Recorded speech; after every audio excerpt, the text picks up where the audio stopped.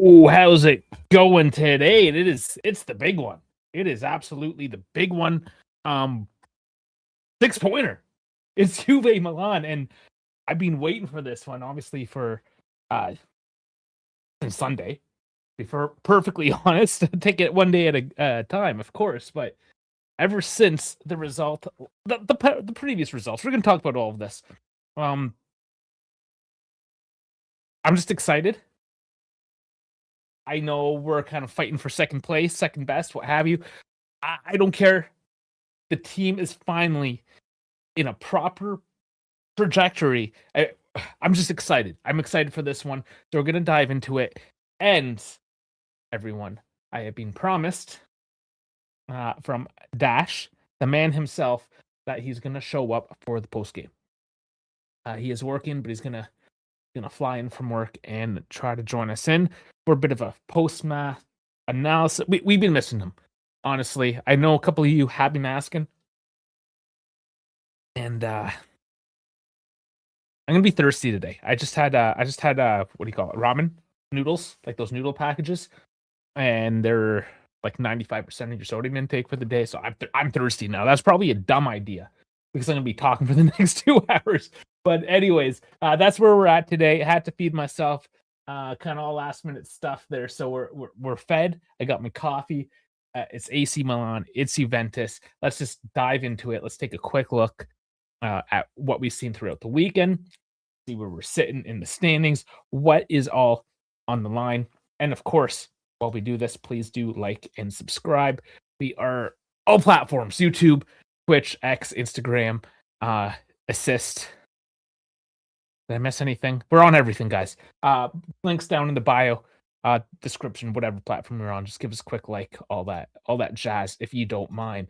And Oscar, oh wow, with the dick wag right there. Remember, for 26 months, big numbers right there, big numbers. He did slide into my DMs there. Do we still say that? Is that still a thing? No, he DM'd me a couple days ago. He hasn't been around much, but he has been busy with school and everything. Quite impressive. So, you got your priorities, I understand, but he has shown up here today. So thank you, Oscar. Welcome in, and welcome into everyone. So, without further ado, okay, Fiorentina, Sassuolo, whatever, 0-0. Relegation fight still going on there. Como picking up their points. Inter, they had a 2-0 lead. Guys, there's a lot. I put out a couple shorts this week, if you haven't seen them. A couple different scandals. The refereeing one linked to Inter as well. They might have, I don't know. There's a discussion point tonight again in favor of Torino in this case, going against Inter. So I don't know. Maybe we probably will. We always do. We always do talk about the refereeing. So we'll get into that. Oscar's wearing the Allegri t-shirt, the one off. And a Man City fan, Elfie Hudson, as well, joining in.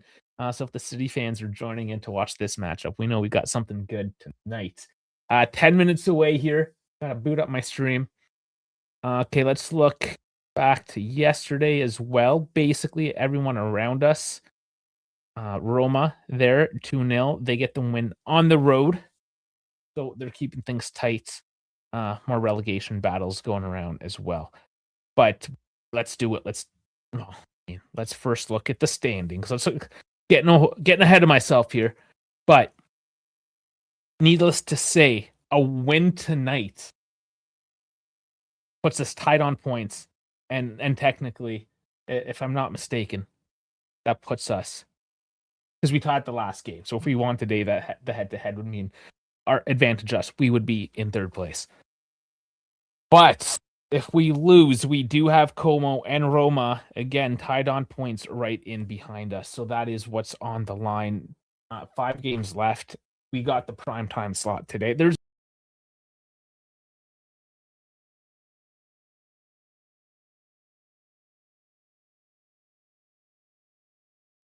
As I say that there's no rest, then I do this.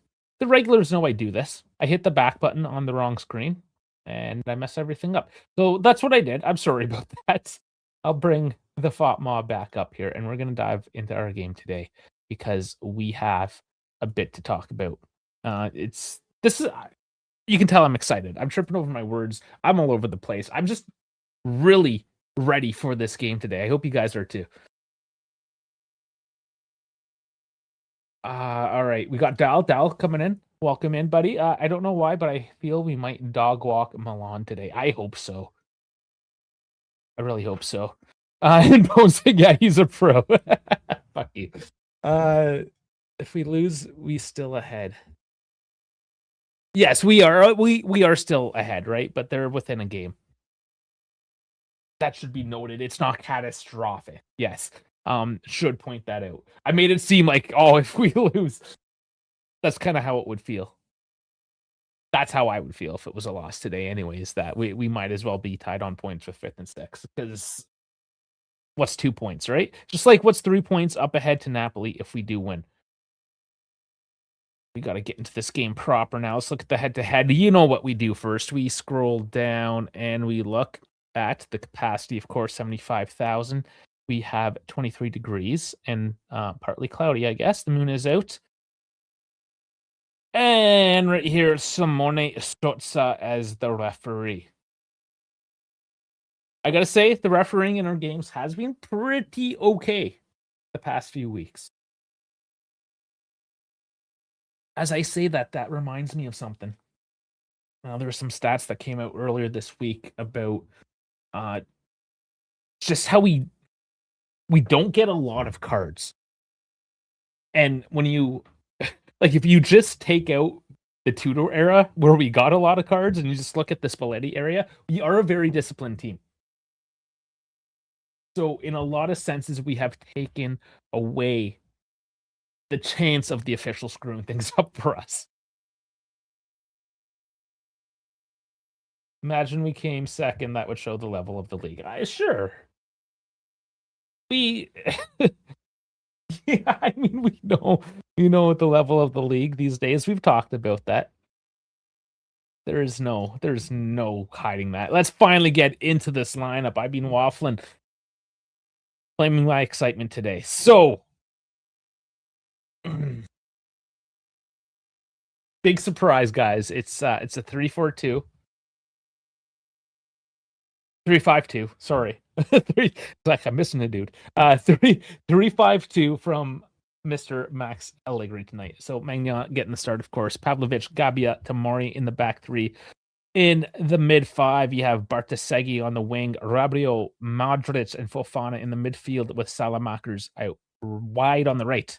And of course, is he great? Is he not? Rafael Leal and Christian Pulisic, the second best American footballer in Serie A. Okay, so looking over to Spalletti's lineup today, as expected, you get a 3-4-3.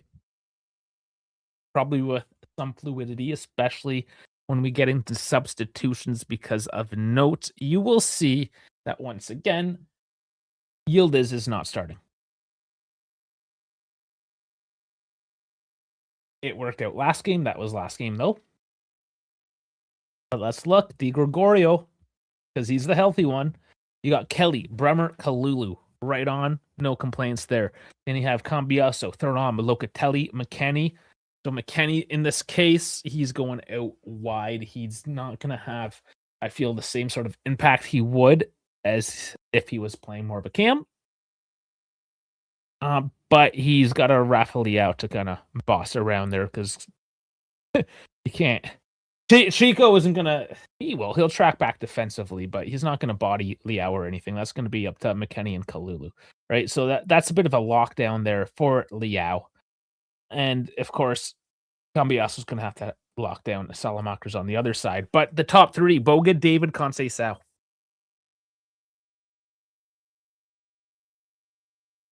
I feel that this is going to transition a lot into a 4-3-3. Yeah.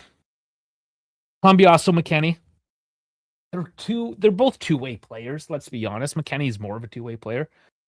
So I don't know if he's going to play more defensively today or if they will just exchange, depending if it's on the left, on the right. But, I mean, Cambiaso, not the greatest defender, nor is McKennie. They're both serviceable, right? But they also add that wide option. It's a Max Allegri team, though.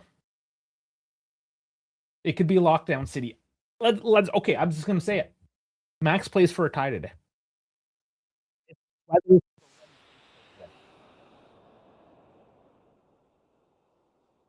If Max gets the tie, he just maintains his position where it is right now. A third place finish for Milan this year, when it's Inter and Napoli ahead of them, that is just perfectly okay. That's exactly on standard. So, does Max risk it today and play open? Because if they play open, it plays in Juve's hands tonight.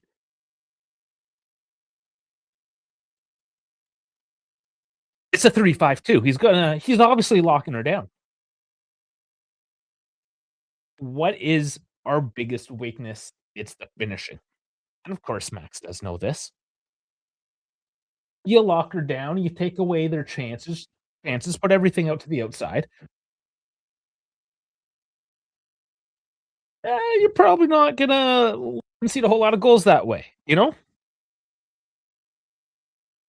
Now, David on the score sheet last week, he's kinda been picking things up a little bit. Conceição has been thrown into his zone. You got Boga up there. You do have some legitimate offensive threats there. That's never been the question for Juve. It is just been their finishing. What happens if they finish tonight?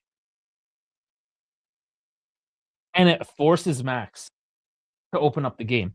Then I think that's when Juve can do the dog walk. But vice versa, what will Milan do? Quite honestly, 1-0, if they can get the snatch the goal, 1-0, 2-0, 2-1, it's Cortomuso it's Cortomuso 100% for Max Allegri here. I don't think there's any discussion about that. If I see something different, I mean, from a neutral perspective, it'll probably be fun, but this game is oh my god, is either gonna be so tight and locked down and so nerve-wracking, or I think, yeah, Val, you might be right. We might dog walk Milan today and kinda open them up. I don't think Milan hands it to us. It's a close win if Milan win tonight. Regardless, it is a six-pointer. I hope you guys are as excited about this one. I don't get this excited too often, and to be fair, the past few seasons, there has not been a lot to be excited about. So I'm gonna take it. I'm gonna take these little wins. Win for now. Let's hopefully this does go into a win. The midfields. Milan's gonna have us on the midfield, right? Modric, Fabio. They're playing with the 3 in the mid, we're playing with the 2. That is gonna force us out wide. We are gonna have to use that speed. You're gonna have to break. I'm gonna guess Salamakers, Bartasagi, he's 20. You're gonna have to razz him, I guess. He's gonna have the legs. He's young. He's gonna have that ability to just do what 20-year-olds do and just run, right? Um, but you're gonna have to beat him with a bit more technicality on that side as well. So, yeah, I think we win it on the outsides. We're gonna have this is gonna be the passage of play. It's gonna come back from our back 3 somehow, gonna go out wide, and then it's gonna come back in central, and hopefully one of our forwards are on point today. That's it. You're just gonna make a diamond passage of play. Milan's gonna try to plow in through the center, and maybe they will.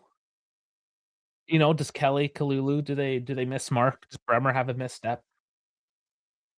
That's what it's gonna come down to. I think on the Milan side is trying to take advantage of a mistake, which Juve have been known to do. Oscar's here all stream, prepare for spam. I'll take it. I'll always take it from you, Oscar. I don't know, do you have the record at 26 months? You're pretty close to OG. Mezzo says easy win.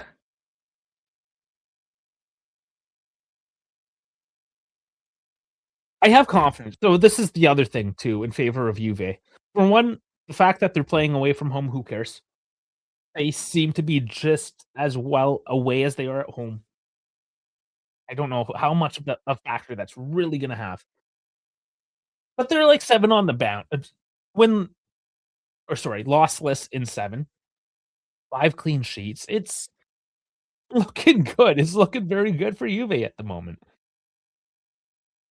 Oh, and Bobin's in as well. How's it going, Bobin? Yes, big game tonight. Massive. Uh, longest member and shirt buyer. Yeah, he's just Oscar's got it. He's got it all. Can't keep up. And you've never been on that's true. Um, I mean, we can fix that. I know you're busy, but we can fix that. Liao and Pooley will do nothing tonight. And they may night, may not, sorry. They're very streaky, aren't they? And Liao recently, he's been throwing these hissy fits. Like I can see him exposing his bra tonight, throwing a hissy fit, and storming off the pitch in frustration. He's kinda known of doing that, isn't he? And Pulisic hasn't had the best of seasons. Okay, guys, we're about to kick off here. Um, let me catch up. I need to get the scoreboard up and everything. There's the scoreboard, and I will have to sync it up for everyone. There's the whistle, and Milan will kick it off.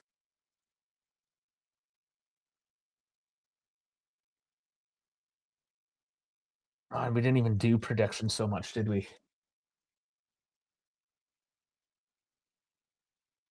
Okay, we're synced. Yeah, we're synced up. All right. So, welcome in everyone. Of course, we are good to go. Stream is live. We are in the first 30 seconds of the match here. Uh, I'll remind you one more time before we get settled in, like, subscribe, follow, share, get us on all the platforms, all of them. YouTube, Twitch, X, Instagram. Pick and assist who's powering our scoreboard at the moment. So, dare I give a prediction for tonight?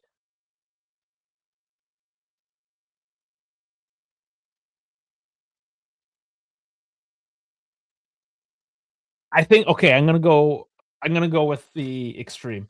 3-1 Juve.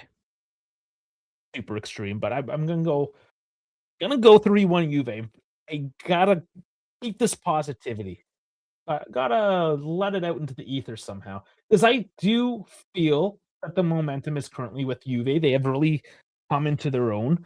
Spalletti has definitely reinforced his mainstays and has put the warning orders out for those on the fringes. So they know that they're not safe necessarily. They're fighting for their positions, for their careers, and I like it. I like it right now. What Juve is doing. Milan, if you listen to their, I don't know, it gets forced on me. Like I've said before, I get these Milan accounts and inner accounts getting forced in through my feed, but they're there, whatever. So I pay attention. They are not very happy with Max Allegri. We know how polarizing he can be. It's more of the same. But the vibes at Milan aren't quite the same. If we started this season with Spalletti, if he especially if Spalletti was in his second tenure, right? Like, that's the advantage Milan had starting off this season, is a bit more of that, consistency, solidarity in the team. Whereas Juve, 10 games in, you're sacking Tudor, no surprise.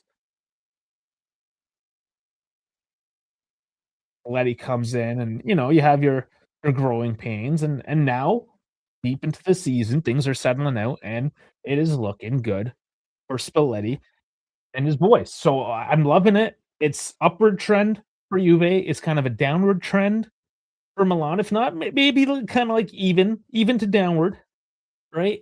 It's got to be Juve. Oh, Ben saying 2-3 for Juve. All right, keeping it close, but an exciting one. Mm. Yes, the Madrid. and Allegri connections.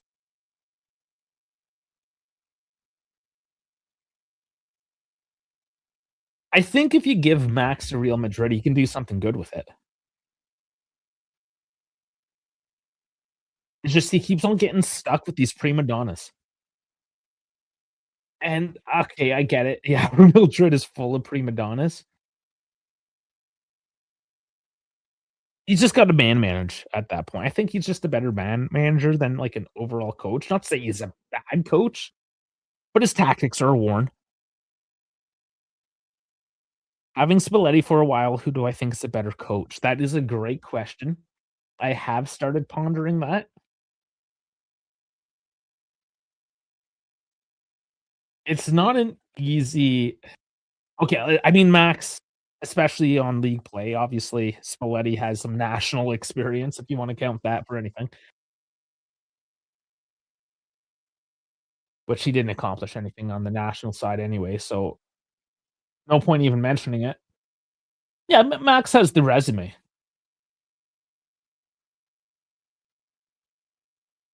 Spalletti's been around forever as well. He's just hasn't coached at the highest profile until he won it with Napoli, essentially, right? Yeah, you got Roma back in the day. But when you're talking about in modernity, in 2026, who's the better coach for the year? Like saying, like for this year, in the Lord's year 2026 kind of thing. I'm gonna give it to Spalletti.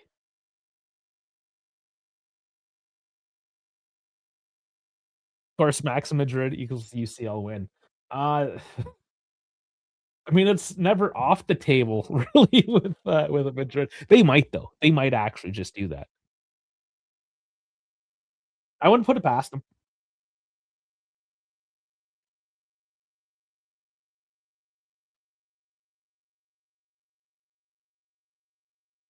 Okay, been rambling for 5.5 minutes here, haven't really settled into the game.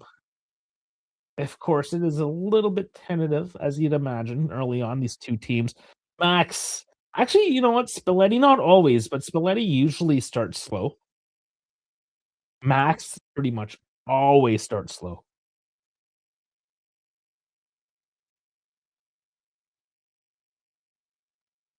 So on that note, yeah, we might be sitting in here for a little bit before we get anything, unless we wanna take a break with tradition, but we don't know we all know that Italians don't like to break from tradition, so, yeah, maybe it all happens in the second half.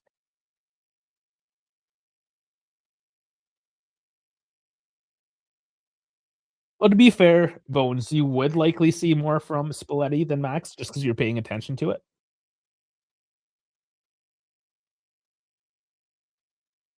There would be a bit of a bias there, but I do know where you're coming from, where I guess when you're kinda rebuilding Juve, you're gonna be talked about, right? Milan, you still get talked about. I don't know how fair of an assessment this is. They weren't in the Champions League this year, right? So that takes a lot of their sorta European exposure away as well. They're less in the limelight. Like, that's how important Champions League is that, yeah, you almost become a little bit irrelevant if you miss a year. Nice, David with it. Oh, gets stripped out. Nice steal there by Alon, and Locatelli just tackles Leao with the oh, there's no yellow. That's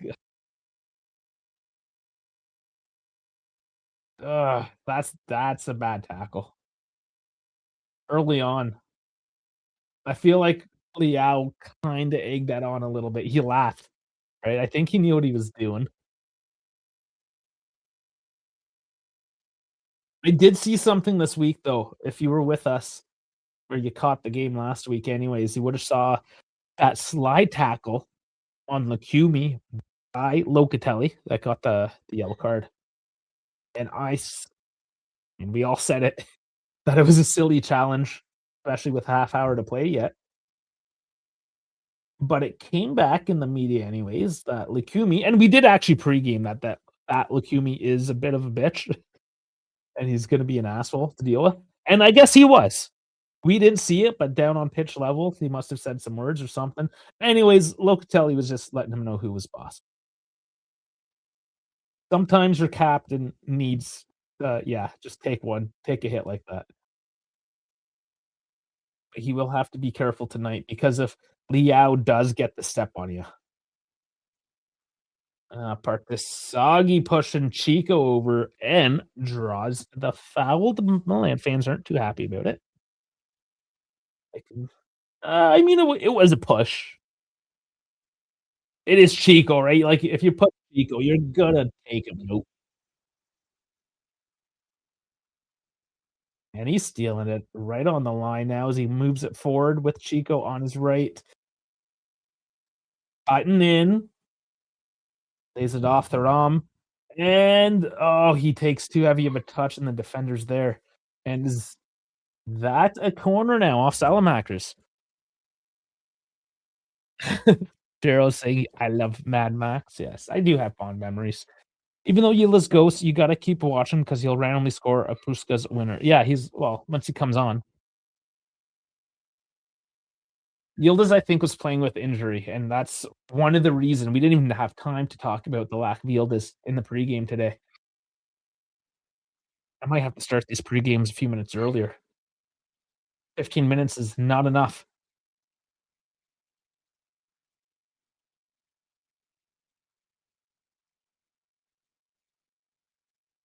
Iboga's gonna take it now.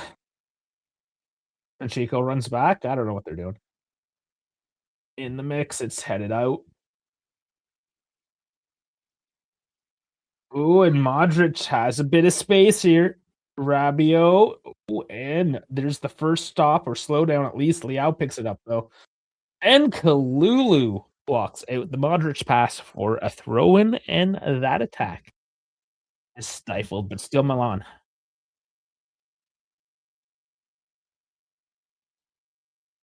And that was a quick transition. Of course, both teams are capable of making a quick transition.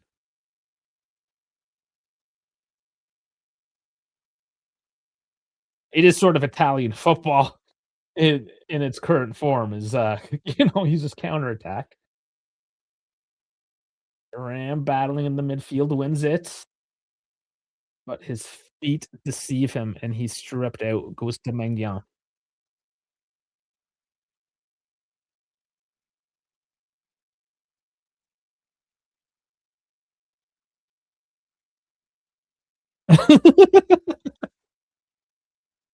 That's a good one. We'll throw that one up. Both teams are capable of transitions. Lapo Elkin has entered the chat. And Don Elkin's in the stands today again. There's no F1 racing until next weekend. He'll be in Miami next weekend.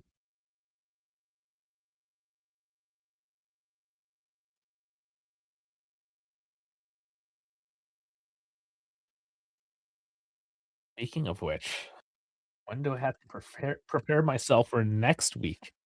When is that game? Verona next Sunday at noon. All right.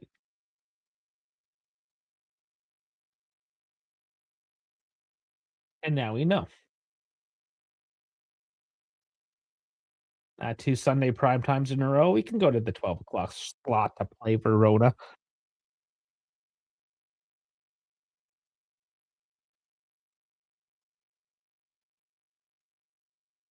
As we Juve with the possession for the moment, looking a little bit better on the ball.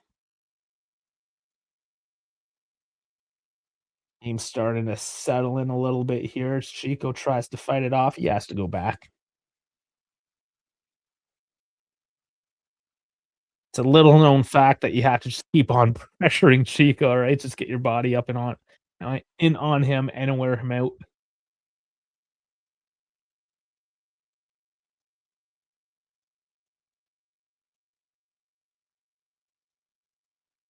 Lulu, I think, might have got a little lucky, or it was just not as bad as it looked. He just, bodies his man.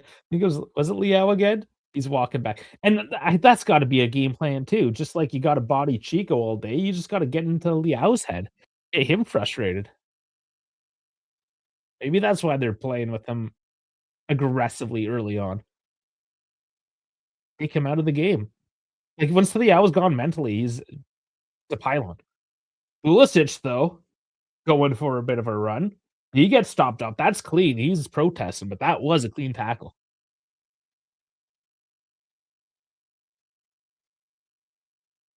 How do I like this stream? Not familiar with the viewing format. What do you mean? Oh, the vertical. You're coming in vertical. We do have it horizontal as well. We're doing it in both. So yeah, just so you know, if you're on YouTube, there's 2 separate streams out there, one vertical, one horizontal.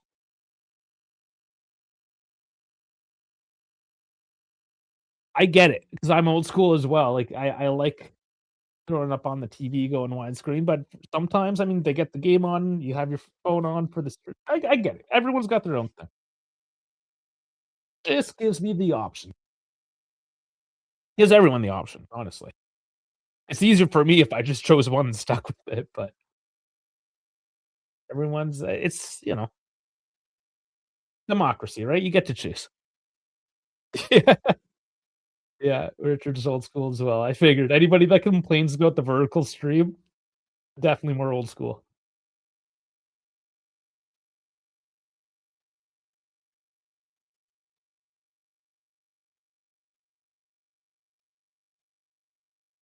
Again, Juve kinda hold on to it without a whole lot of action. I mean, look at this. It's classic Max Allegri, nothing but red jerseys down low.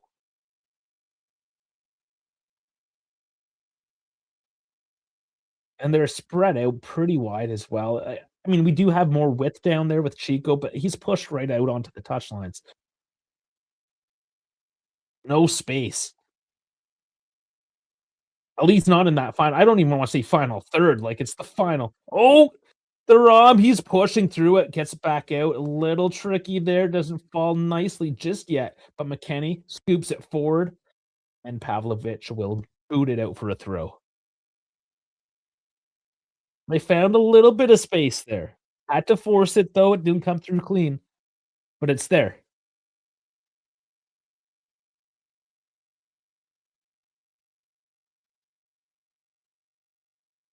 I need to see Boga do a little bit more now. Like, we know Boga's coming out for Yildiz at some point, so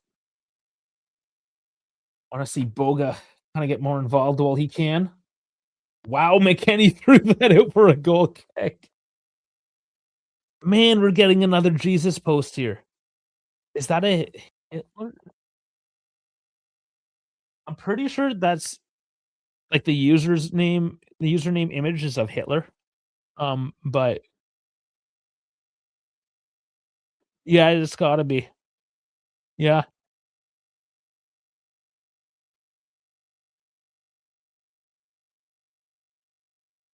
cool. Alright. Well, I deleted it because that kinda goes against the platform rules. So if you saw it, you saw it. I thought it was gonna be a pro Jesus one again this week, but it was just a anti just anti. It was just anti. It was hate for the purpose of hate.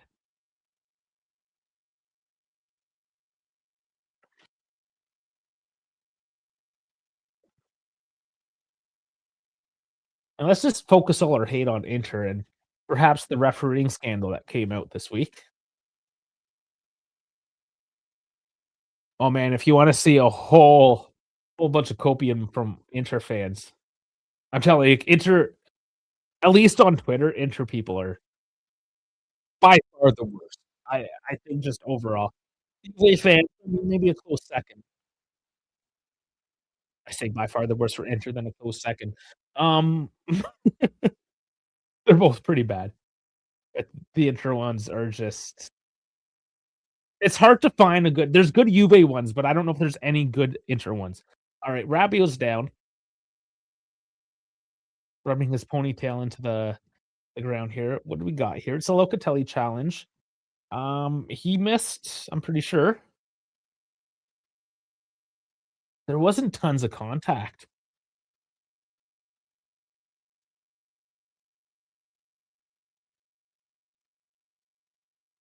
Yeah, there wasn't tons of contact in that one. I wouldn't really be throwing out a yellow for that one. The earlier one was more of a yellow. But so far, Sosa let these guys play it out.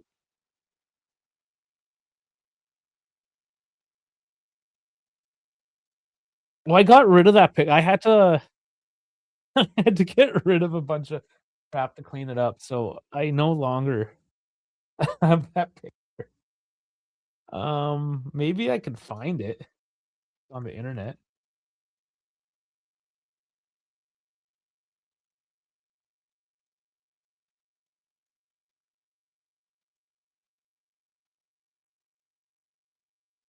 Oh, yeah, it's still on the internet. Yeah, we can look at those later then. Or no, because I got the scoreboard. I don't wanna mess with it. Don't wanna mess with things. We'll keep it for halftime.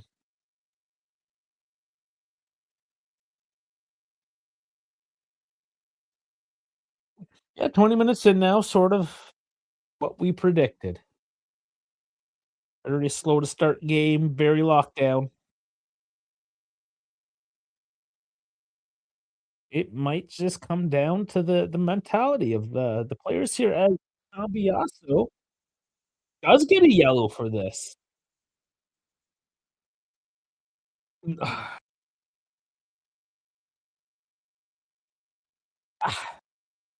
I don't know.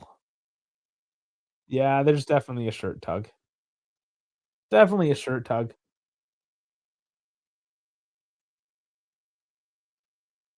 It's just why is this now a yellow? And maybe Sosa's just getting frustrated and it's like, "Okay, it's enough now. You're in the books." Probably what's going on. But again, like, this is down to the ref's game management, right? If you let a few things go, then you can't just turn around the next play and then call something, right?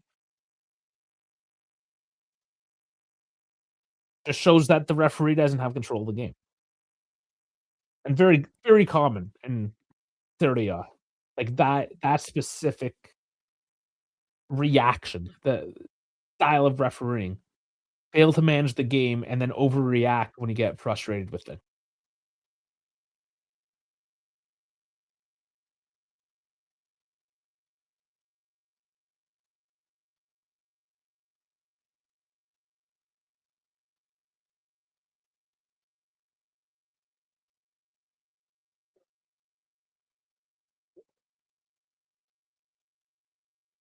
And there's the look at Dusan. Is he even dressed healthy tonight? He is. He is dressed at the very least. You just do not know what he has in him.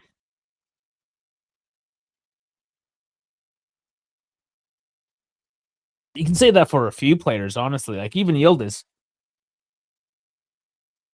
Emil Holm apparently knocked around a little bit. Is Gatti still nursing something? Zagrova,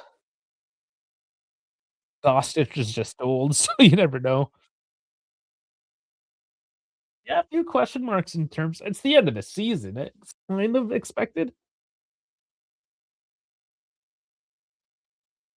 But of note, Milan has zero, like no players on the injury list.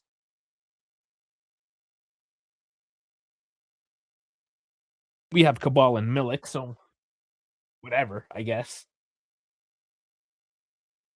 Or so just because we're used to not having Milik. He made his cameo. I mean, that's the frustrating thing is that he has something to offer. As Milan, oh, Fofana had me worried there. Takes the outside netting, tries to tuck it up top shelf, but doesn't get it.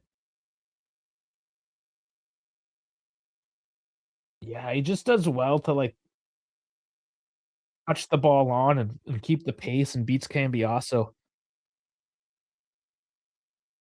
I mean, Buffon is not the most prolific goal scorer either.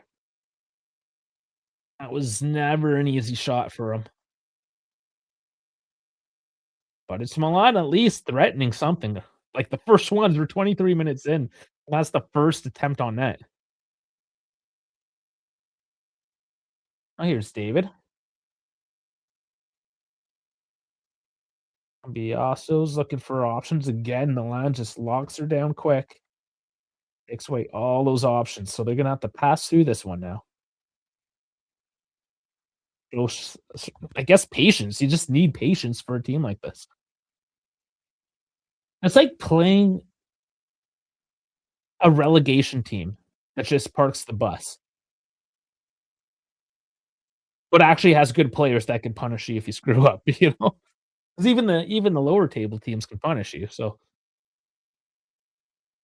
what will Milan do? David can't push it on, but Locatelli at least holds it back up in the midfield. Juve just playing the possession game like they have been so far, not forcing the matter so much, just kinda holding on to things and I guess wishing for an opportunity?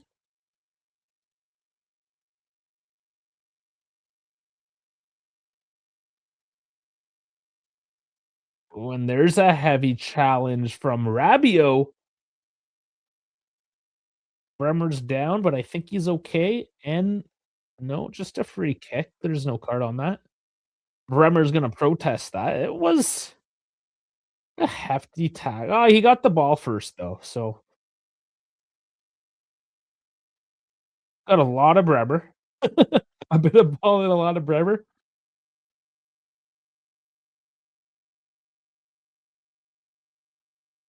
It's a foul, but not a yellow. I think that's a fair call. Locatelli got a couple of freebies. I think Rabiot's gonna get a couple freebies.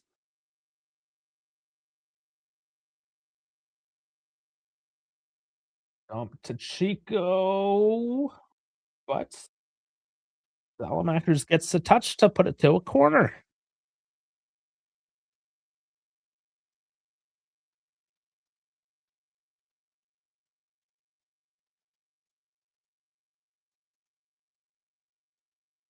And Chico and Boga, both of them again stepping over the ball.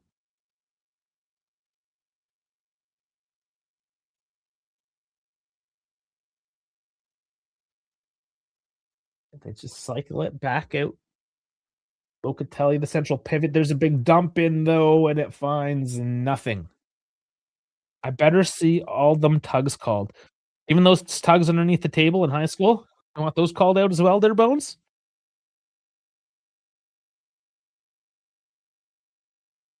Just have Kalulu hit corners. He's crossing like Beckham this season. The weird thing is that Kalulu is sort of a he's not, but he's one of your taller guys, but he's got no vertical either, so Chico makes sense. You're taking your shortest guy out of the mix, right? Yeah, sure. Once in a while, mix it up, put 2 guys over the ball. I don't like when you're doing it every play, and you have 1 winger completely out of position and not in the mix. I just don't like it.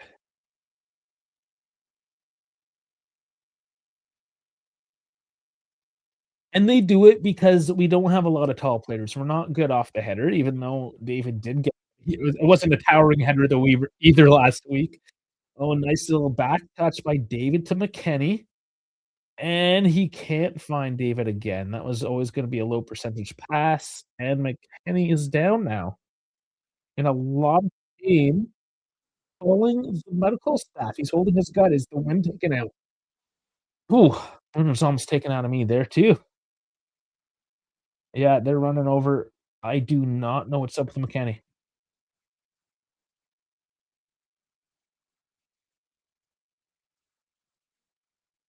Mm. Yeah, it just made contact with Tamori. It didn't look huge. Oh,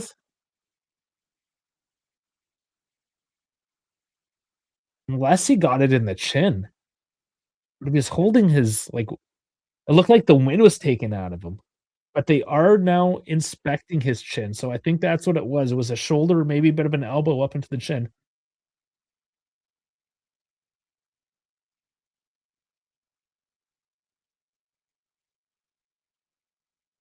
You know, McKennie was coming at him pretty quick, so there's obviously a fair bit of contact there, and maybe that's what it is a bit of head contact, and maybe is he seeing stars? Is it a bit of a concussion?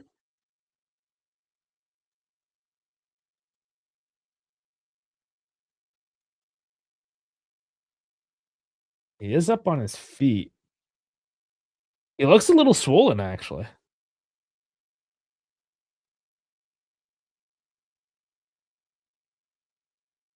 Hmm, I think he'll be alright.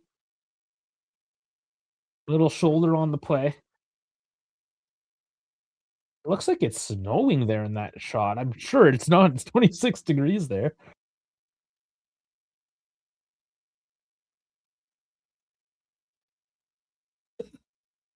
We were talking about Jiro. Oh boy, too much Chipotle. What? The swollen mouth? He's lost that weight though. He did, like, yeah, back, the Pirlo days, he did have kind of a chunky like those baby cheeks, you know?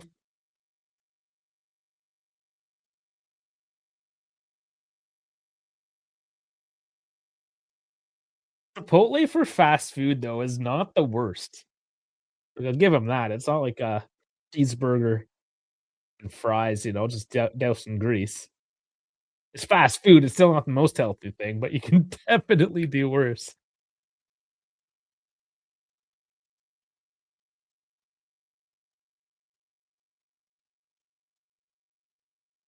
That's a half hour down, and 1 attempt on net by Milan.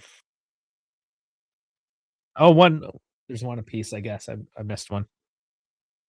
That was, Aram's attempts. Not on target, but they're counting that one. It went, like, 3 feet. So, I guess. Loca's there to stab that away, yes, and there's Chico. Yeah, it's gotta be quicker here. David has it now. Move it forward, and he's just pushed over.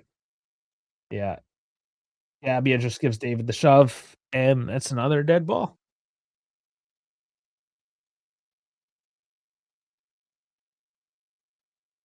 I guess, yeah, I see David's point there, that Gabia didn't even try to play the ball.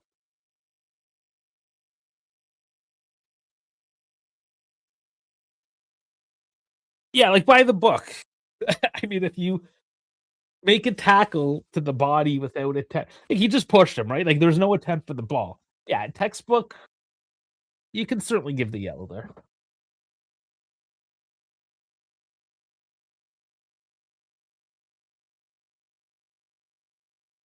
Long range, Loca scoops it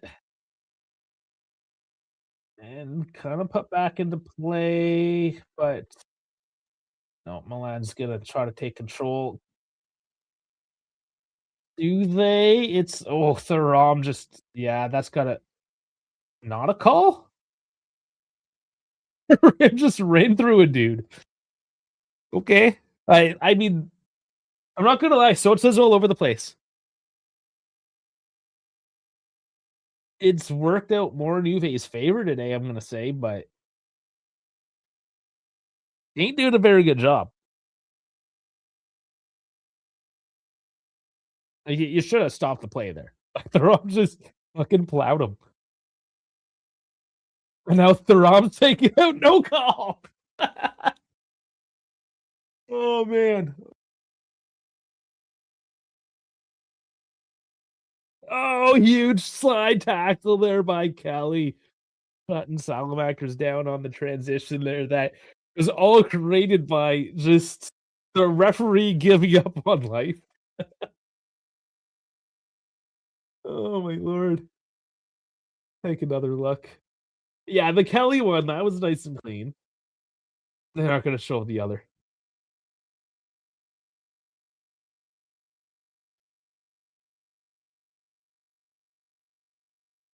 And I feel that what Sosa's doing is he kinda knows he made a missed call, so he doesn't call the next one.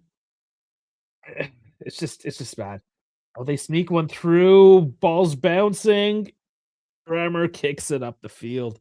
It's Milan, though, now finally woken up this half. Finally something happening.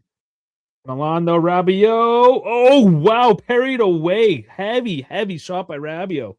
Back into play, Liao. Liao's it up into the upper deck. Knows that Rabiot has a better strike than fucking Rafa Liao. And that's the problem with Milan is that, I mean, kinda like us, you don't have that out and out deadly striker that you can rely on. Stephen Hawke, yeah, Oilers fan. I lived in Edmonton for 9 years, so, um, yeah, I've adopted them as my Western Conference team, yes, and it is a sweet hat. So I'm gonna sport it for the playoffs. It's only a matter of time somebody noticed my a little bit of Canadian on my head.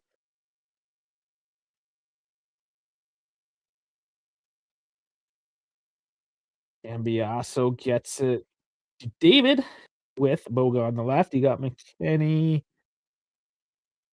No, not seen for the run. Boga still with it. The Rom. There's Chico. He's got a bit of space.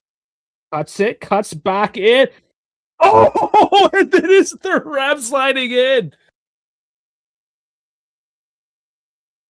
And I was not expecting Thuram, but he does come through today. It's 1-0. Juve's up 1-0. I don't I mean, it was just exactly at the moment where Milan was starting to get that momentum and finally doing something with their lives, building up some offensive movement, and clearly they couldn't handle the defensive phase of that play. And yeah, like what their shape, their defensive shape, they just gave up. Like what was Milan doing there?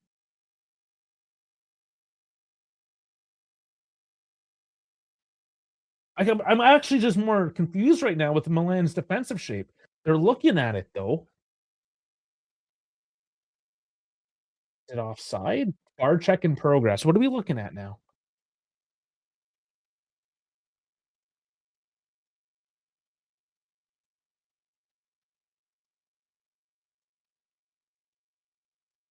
Yeah, it's a no goal. Of course, they're not going to show us for 20 minutes.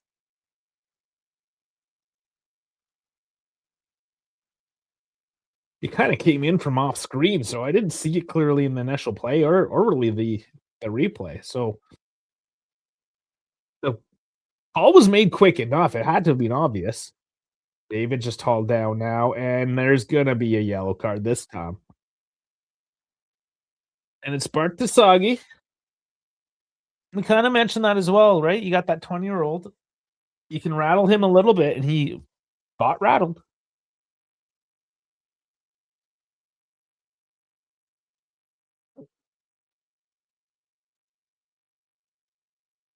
And why put Bart Tasagi?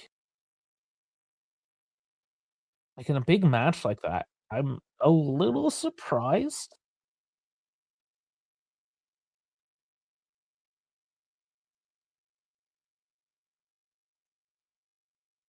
All curled in, so Juve trying to get this back again.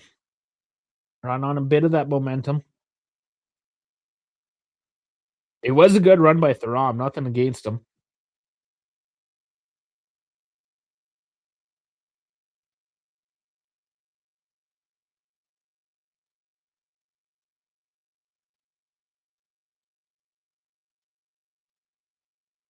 Rich. Somebody's gotta put some pressure on him.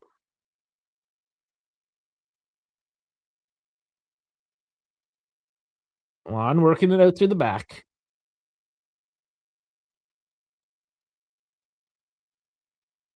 Oh, that ball just leaks through. Di Gregorio coulda let it go out, but does decide to pick it up, transition quickly, pushes this up the left side, which seems to already been closed in by Milan. It's their right side that is starting to show a little bit of the cracks. Let's see if that's what Juve have noticed and start to exploit. Currently on the right side now, and we saw that there even with Chico. Oh, that non-call, the offside goal, if you will. But, yeah, the right side was the one that was exposed.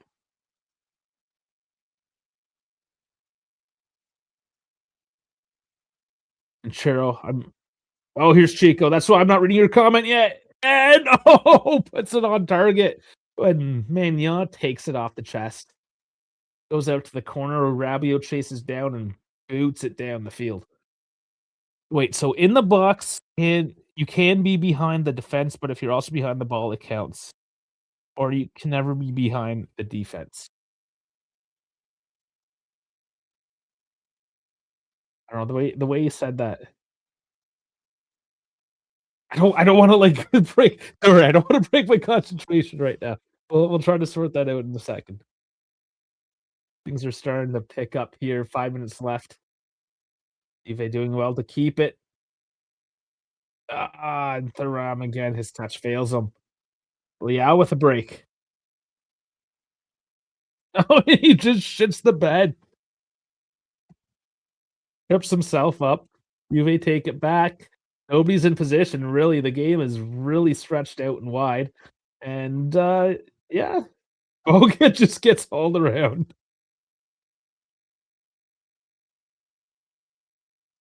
That could have been a yellow card if Buddy actually got a good grab of the jersey. He tried to. Oh, actually went off Magnion's left arm there looking back at it. Not the worst shot, actually. I had Magnon starting to go the other direction. Here's Leao again. Milan moving quicker now. Cambiasso can't do shit. Finally gets a poke.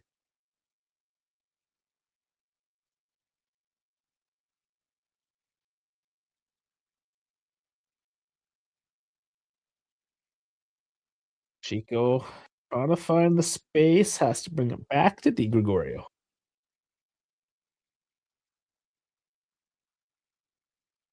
Rom again. Letting him walk up through the midfield.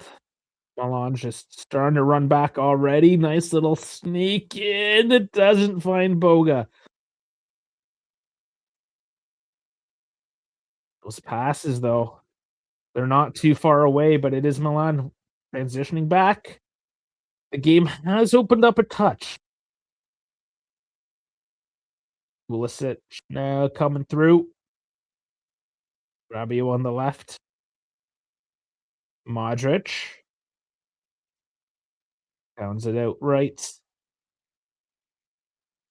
Salamakers to Leao to Salamakers. He scoops it in, but Locatelli denies that for now. Salamaker picks it back up on the edge of the box. Tries to lose Cambiasso. He holds his ground, but he falls down. Modric. Oh, big slide tackle by Chico this time on the defensive game. There's finally a whistle here. It's Pavlovic down.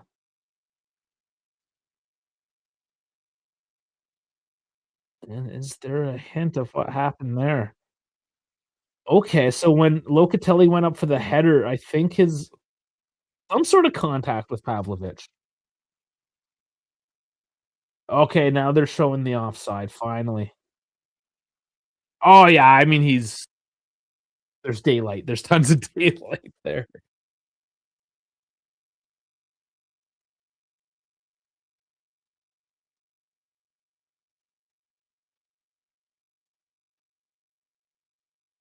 Okay, yeah, so Chiro no, you can't be behind the ball either.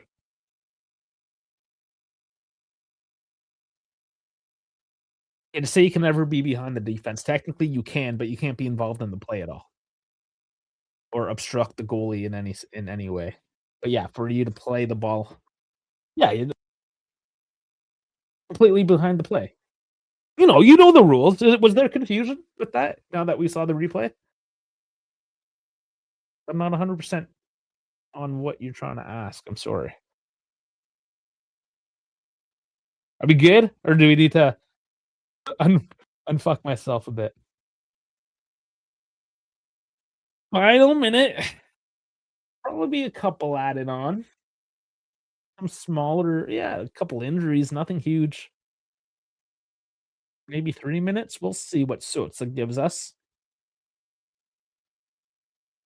There's been moments of a few stoppages, and then it went for like half an hour of nothing.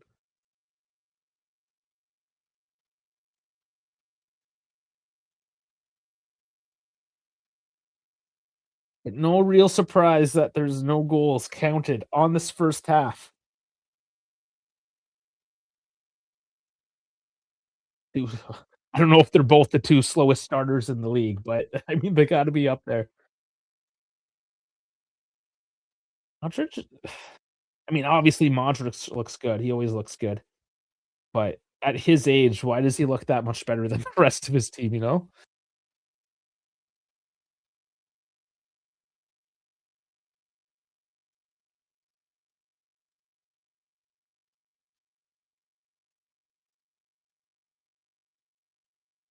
I don't know. Pulisic's new look as well, not having the greatest season. He's kinda got that "I'm unemployed and my girlfriend broke up with me" look. Maybe it's not working for his mentality either, you know?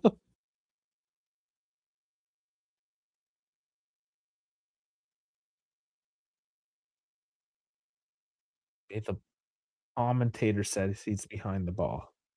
Yeah, when it's "Hey, hold on, Chico," you always ask. Oh, man, not great by Maignan with the control. It dribbles out a bit, but he does get it. A little too easy there for Chico that time. Getting it? Uh, I don't know if it took a touch, a slight deflection, but he is also the only one really putting anything towards the net here today as well. Even the Thuram no goal. That's it. No, okay, it's over. It's over, guys. Half's over. I guess we didn't want to deal with extra time. No matter. I'm okay with that.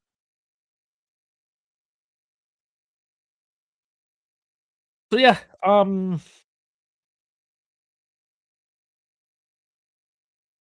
would have liked to be up 1-0, obviously. I think we all would have liked to be up 1-0.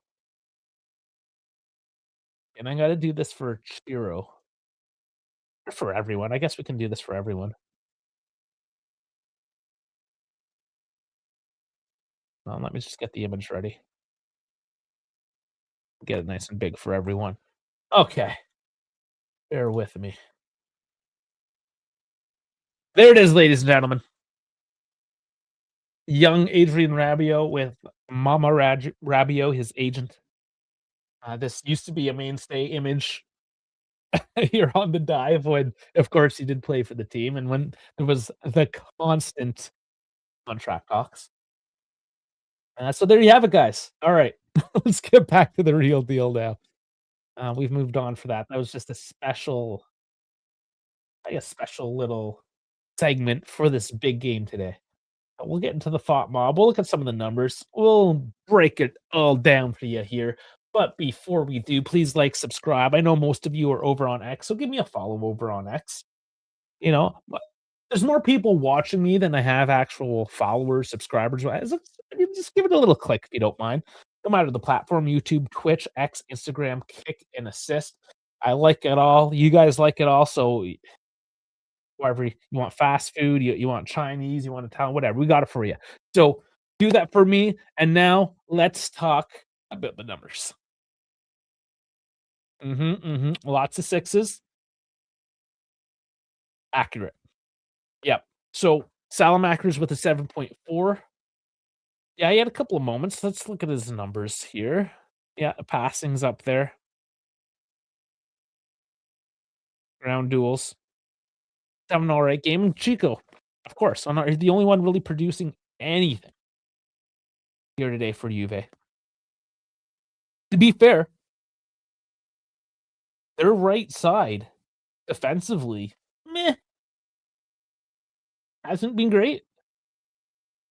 Mark Desagi, again, I don't know why he got the start today. Maybe there's a reason there that a Milan nerd would know more about that I'm just, looking over right now. I mean, you have Shashari, okay, Estepinian, Loftus-Cheek, Ricci. You coulda put these guys. I don't know why Batshuayi did get the nod. It's good to see that Max Allegri is playing a 20-year-old. He's not up to the task today, though, and he was that one kid I kinda pointed out that he is gonna have a hard time. McKennie, like, he's got a 6.7 today. We see this, like, last week when he played out wide, his numbers were lower. He's literally just there to cancel Bartasagi. I mean, and there's more of it to that, of course, but he has canceled out Bartasagi, along with, Kalulu Locatelli, like, he's Pavlovic has not beat on his game, really, he's been they all have. Milan defense, that's the problem, honestly, is Max sits these guys so deep that once they come at you, like, you've lost that momentum. You're now kinda flat-footed, and with that offside goal, that's exactly what happened there, like, their back line, they were flat-footed. I think more to just continue to try to find those spaces to make those runs, and it should eventually happen. Let's look at the actual stats. Kinda interested with that. It's 50-50 on the possession. XG 0.26 to 0.15. Ah, I mean, that's nothing for either team, honestly. Shots 5 to 4, on target 1 to 2. 0 big chances. Passing pretty similar, 223 at 89. Juve's 224 at 92. Foul 7 to 4, corner 0 to 2. So it's a tie. Yeah. This is exactly what I expected. The goal, like that they're on goal, and I did not catch the offside. It was kind of cut off frame. I thought it was legit. I was actually genuinely surprised. I did not expect a goal, as and we see that there are no goals that counted. This first half was never gonna produce anything, and the numbers do not lie in this case. And they're looking here on my stream, they're looking at the offside again. It was just so well and clear offside that you can't even really make the argument of the, "Oh, what if?"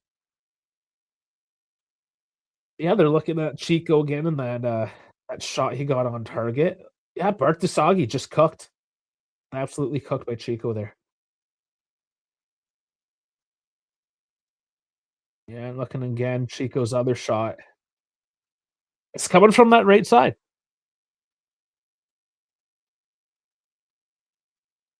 Oscar's falling asleep. That is a thing with these big games is sometimes they can be a bit more of a bore as they lock each other out completely. Let's hope. Like, I do expect the second half to open up a little bit. But I posed that question, right? Max is likely gonna be fine with a tie. Play for the tie. It's whether Belletti is gonna play for a win.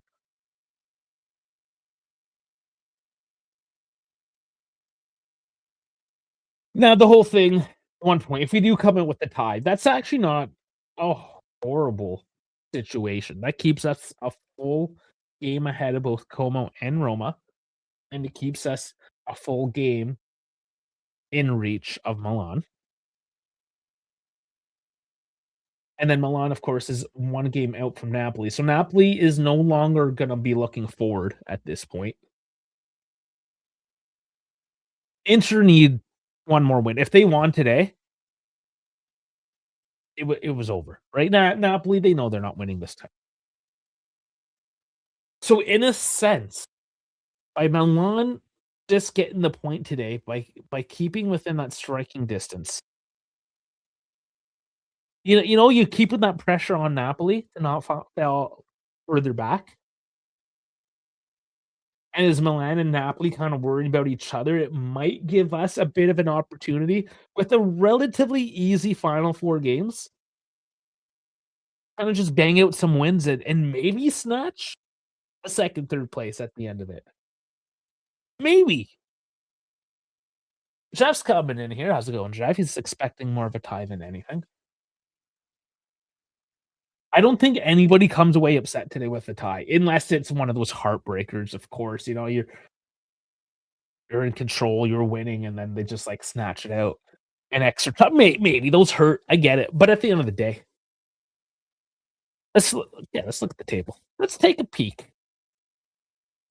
Get rid of the like and subscribe banner if you haven't already, guys. What are you waiting for? Let's see, because I was at 2389. It's just an ugly number. We need to start pushing for that 2,500 mark, guys. So definitely give us a subscribe on YouTube.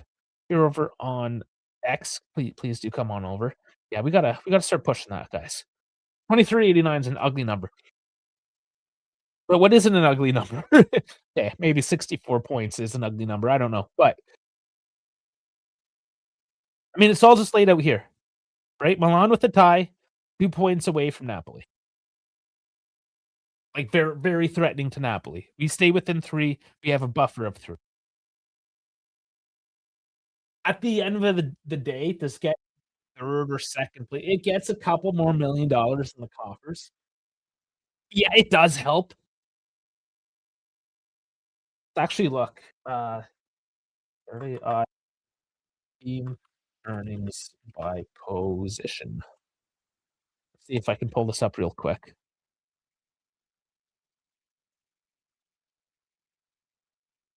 Oh, that's payroll distribution.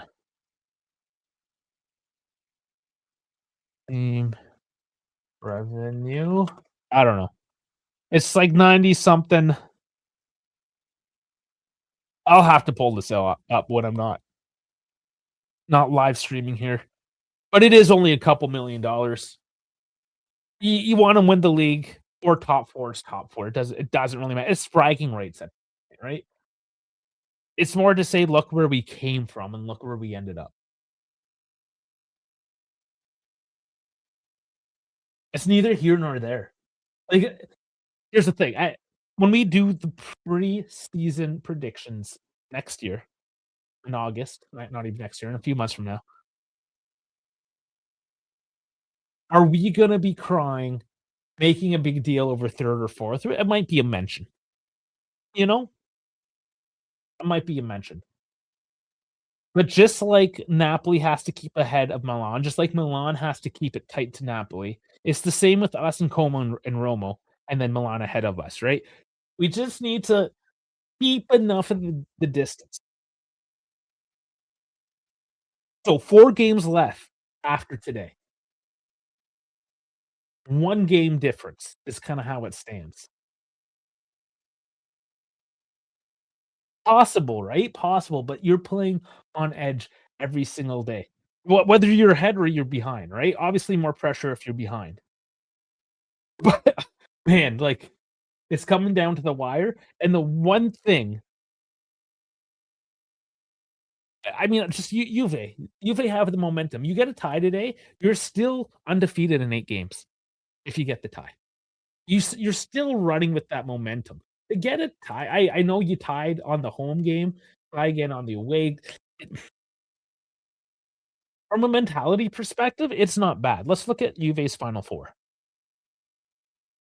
If you're going in, like, 3 points clear in 4th, being able to touch 3rd, looking at 2nd maybe, and then your final 4 games are Verona, Lecce, Fiorentina, and Torino. Now I understand Fiorentina thinks it's a derby, Torino, it is a derby. So the final 2 might be a little bit spicy. Verona, Lecce, I mean, we are talking about teams. Verona, I mean, they're relegated one way or another, I guess not so much. But Lecce, they're only a point clear. Still something to think about. Definitely something to think about there. Okay, let's go back to the game. I wanna look at the lineups because I think we're gonna get some change. Well, we will get changes, whether we get them at the 45 or not, I'm not 100% sure. Milan having Sassuolo next week. Yeah, Sassuolo's been tricky as of late. They've been giant killers, man, yeah. You think Sassuolo's nothing, but that's a good point, Oscar. The only good thing out of 2nd place is qualifying for the Super Cup competition. Yeah, no, that good point, Jeff, as well. Yeah, if you care. If you care. In a Saudi Arabia, or they probably won't even have it in Saudi Arabia this year. Maybe they'll do it in Rome again. Who knows? I don't know. Um, yeah, because I mean, right now F1's taking a break because of the Middle East. Things happening there. So let's just put it this way. That's how much I care about that. It wasn't even put on my radar. Is it nice? Yeah, as a champion, as a team that should be champions, you want to be in every single championship that you can. You want to win every trophy possible, whether it's a Super Cup, a Coppa Italia, whatever. Yeah, I'll take it. Let's hope we lock the spot down before that. Well, the thing is, Oscar, here is if we continue to win, but Roma and Como continue to win, then well, we're gonna have to wait a couple weeks one way or another, right? What we have to keep in mind is for the whole season, we were on the outside looking in. And then we kind of touched 4th place, and then we faltered, dropped back into like 6th for a moment, got ourselves back on the horse, clawed back in, right? And that's where I'm saying, like, the momentum, the mentality is with Juve at the moment. In terms of this 2nd to 6th place, Juve is kind of situated in the best moment. And they gotta continue to ride that. So you grab a point in Milan, you're still that game ahead with 4 games left, relatively easy. You just gotta lock her down. You just gotta lock her down. And that goes for everyone. Let's look at the bench. Who are we gonna get? This will be Kenan Yildiz, easy one. Okay, you put Yildiz in for Boga. Hasn't had the best game there today. And Dusan, I hope we get to see him few minutes replacing David.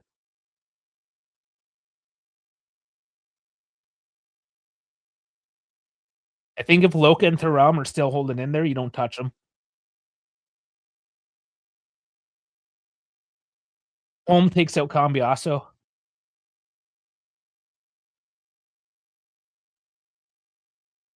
Oh, man. What have I done? 1, 2, 3. I've made 3 changes there. Gatti comes in for Kelly, and hopefully not Bremer. That could be a toss-up if there's an injury. There's 4. And Coop for lockdown minutes?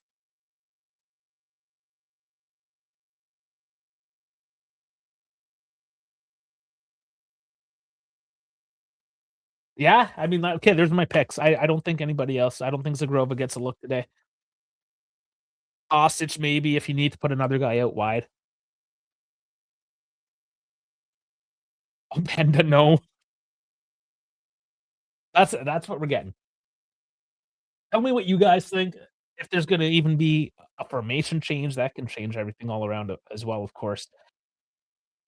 Okay, for Milan, they still have Dogo, Devinter, Ethekami, Sorry, Estepinian, Loftus-Cheek, Ricci, Nkuku, Fulkrug, and Jimenez. So it's basically what they can come off the bench with the attack that can add a lot more speed, get those legs back into the game. That's where I think Max is gonna try to make the effect. And unless again, unless he's just playing for that tie. Oh fuck. Max, do not disappoint me. Okay, so there are changes. Estupinian is coming on. Nothing showing here yet. Yeah, it's Mark Desagi that came off. Obviously, like he had a bad half. Let me get the scoreboard back up so I'm not rushing around. Get ready for the second half. And obviously, that anxiety starts to trickle in a little bit here.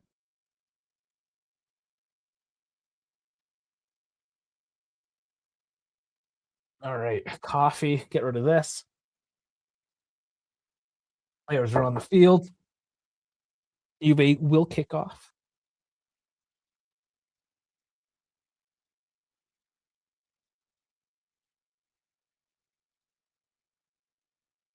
Bit of a delay to the start. Let's go. There it is. David really likes his back flex. Okay, and there's the sink. We're ready for it. 45, ladies and gentlemen. You're just joining in for the second half. Please do like, subscribe, follow whichever platform YouTube, Twitter, X, Twitch, Instagram, assist. I don't know. There's too many. All of them. Get on all of them. Follow us on everything.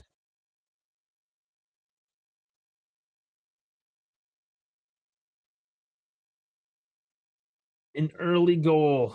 Let's see an early goal. Oh, cross in just gets pushed out of any sort of good delivery there, but good luck there by Boga. Still says an hour. It should have updated. I got 46 minutes. That'd be good. Maybe the delay? I don't know. But let me know if I mean it shows up 46 for me. It should be good. You can just live in the future, I suppose. Yeah, let me know if there's any issues, if that kind of stays locked in. All this technology, you know how it goes.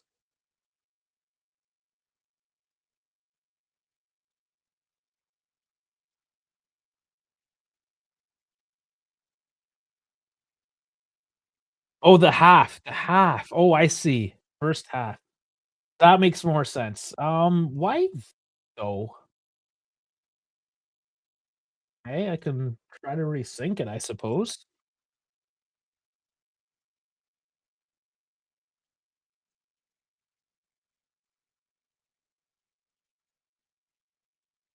Yeah, no, it's true. It's not clicking over to second half. I think you guys can fit. You guys are smart. You know if it's past 45 minutes that we're in the second half, right? We'll call it a glitch. The time is correct, but yes, yeah, you're right. Thank you for bringing it up. I have no idea why it's locked in like this. It's silly. I'll tell the I'll tell the guys that run the thing. I got them in Discord, so say there's an issue. They usually fix it. But for now, Salamakers, who does not. Oh, he does still find Liao, but not what he was trying to do. And he's all over. That is one thing I got to say. Chico, McKenny, they are working that right side. They're doing what is necessary to shut down Liao. You're not getting a call on that. You tripped on the ball. Thuram runs away with it. There's a bit of space here on the break. He gets by the first man, David. Yes. Oh, and he can't get the angle of the pass for Bogut. It slows the play up. He's still with it though, and he's blocked. Can't find a way through. Milan doing just enough. Chico. There is another save there on his attempt again. Maybe a deflection. Uh, no, I don't know. It gets it under Estepinion's leg. I don't know. Jesus, I don't think he got enough on that one. Really, is what it was. But he is the only one putting it on net.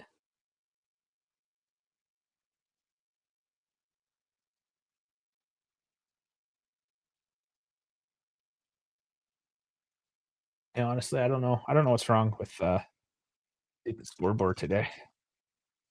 Think it one more time and see. No, it still just says first half.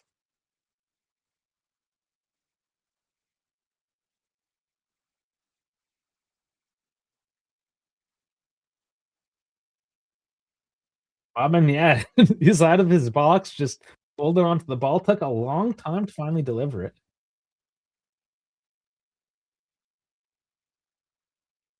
That just makes me believe that Max is playing for the tie. Little behaviors like that. Oh, Kalulu. Sorta gets it, but not enough. And there's a break now. Liao, the edge of the box, and Salamano off the woodwork.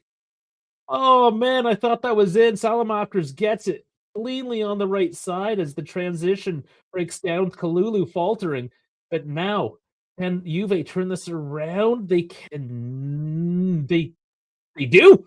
They do. They don't get the foul on that. Bremer inching up on the play, gets it up to David. He's got options. He's going the central route. He's taken down the box, but it was not enough contact to get the foul.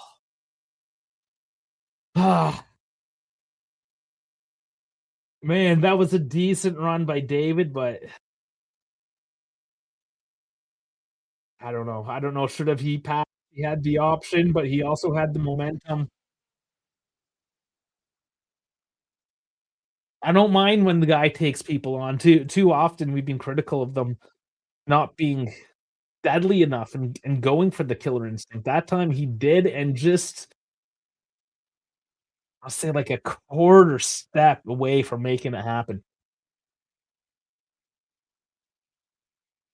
Oh, and Salamaker's overcooking that pass again. Deep way to turn it over for Milan. They gotta clean that up if they wanna hope to get anything here. Looking back though, Liao, yeah, Salamaker's just walking into space. There's nobody there on the right.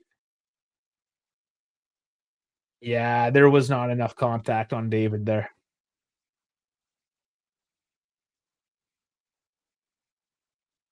Oh, and here's the battle with the Bremer. Just getting his body in the mix, that's all it was. Beautiful play.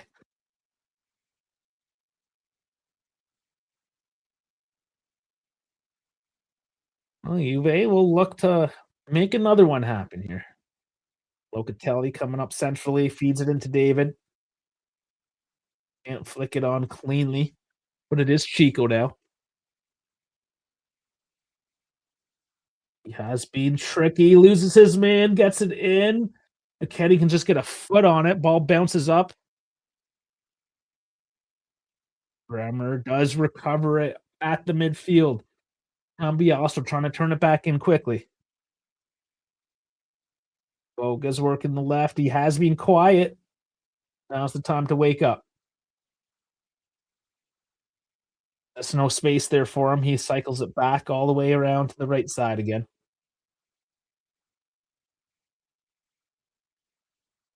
They do have a fresh opinion now to challenge them on the right. Let's see how that affects the play as we go back to the left. Cambiaso, no, brings to Theron. No decisions yet. Locatelli tempting. Bremer takes one, and Magnan goes down for the save. Not a bad shot from distance for Bremer, just saying, "Fuck it, we need something here." Not the easiest save, to be honest. There was a bounce and rolling out away from Magnan there, but he does track it.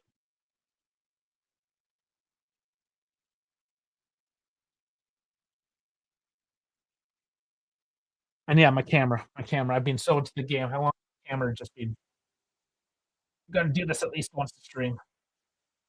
Yeah, wake the camera up a bit. There you go. There you go. Sorry about that. I was so into the game, I didn't realize my camera went out. But yes, I don't know. Maybe it's just the connection on the actual camera, just like the way it sits, it pulls on like the cable pulls down on it. Not the greatest design, let's just put it that way. 30 minutes it hasn't been that long, jeez.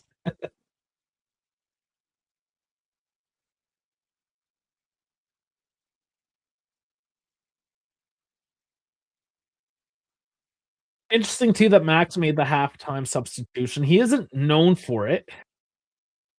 It's more of a Spalletti thing. Yeah, it had to be done.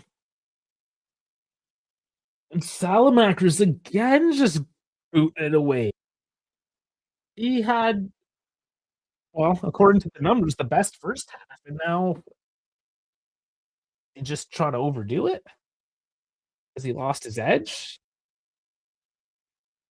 He is that one that, booting it off the woodworks, giving us that scare, so I wonder, is he gonna be substituted sooner than later? Go battling and taken out. Loka can't keep it, but Milan not doing well to maintain control. They just boot it downfield for Juve to try to get this back under control. There is a press by Milan, trying to force the matter. Does not work though, as Thuram is now the other direction. David, oh, that was the one time I would have liked to see back heel from David. All the other times he does it. Boga comes in for the slide. It's a corner. Hey, Puerto Rican Ashley's here. How's it going? My favorite Kick viewer, probably because you're the only one that ever comes from Kick. The green. Yes, I'm rocking the green today. I'm told it works for me. Mostly just because it's very woppy. That cross, it does lay to Modric, so yeah, and then McKennie holds Modric. That will stop the play, give it over to Milan. Green shorts, no. No shirts. I live in Canada, it's still cold. This is like the lightest, that's why I'm always in a hoodie down here. This is the most chill, like, lightweight clothing I've worn since probably August.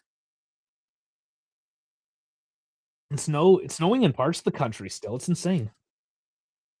It's El Niño winter. They said it was gonna dissipate early, and here we are, last week of April, and it actually snowed here on Tuesday even. Like, it didn't stick around, thankfully, but we all looked outside, we're just like, "Dude, it was 4:20." It was 4:20 and it was snowing.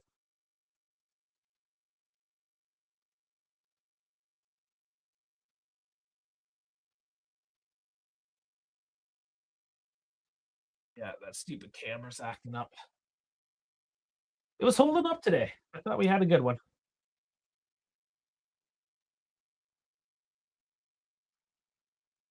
Alon trying the long route now. Not working for him. Again to David. David's doing very good playing that false nine-ish sort of position that he's playing there, coming back to receive the ball.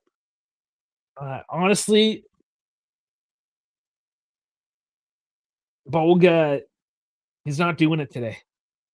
He's not giving that option on the left, which is making us pretty one-dimensional. And just like Max took Bart Desagi off because he wasn't doing it out on the flanks, it's the same with Boga right now, honestly. Gotta gotta yank him for Yildiz.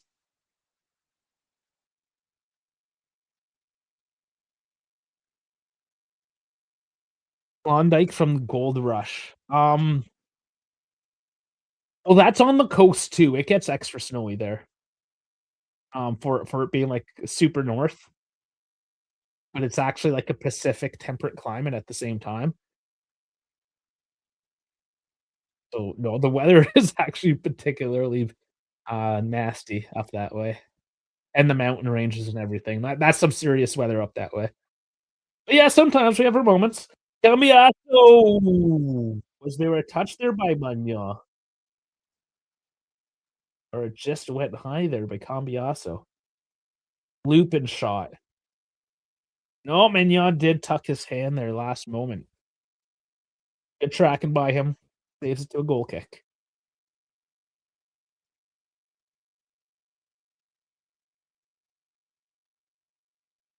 Today's actually beautiful. It's 18 degrees and sunny, but that this is our first, like, actual it was still 0 degrees in the morning. But yeah, losing his man. Does he stay in? And Fofana trying to just whack it out on the volley. Ugh, looks like he needs to do some, groin stretches after that attempt there. I don't even know if he kept it in, to be honest. Liao here. I'm pretty sure that was out.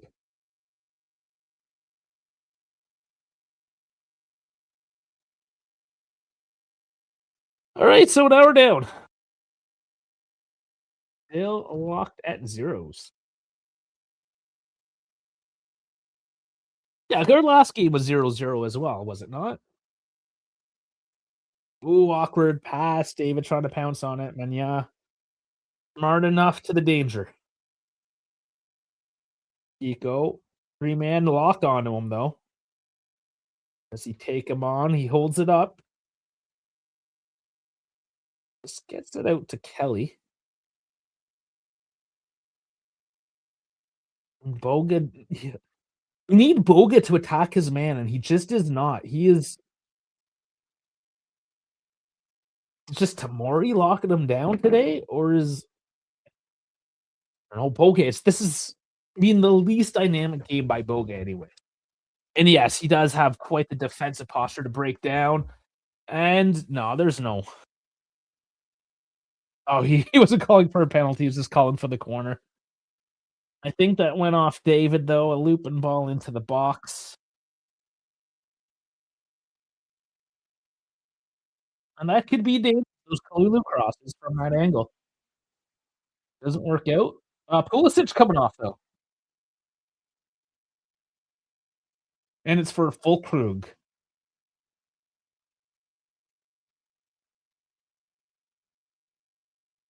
He has been rather quiet, and like I said, Milan, lots of offensive options, and I'm not surprised they're starting to look at them.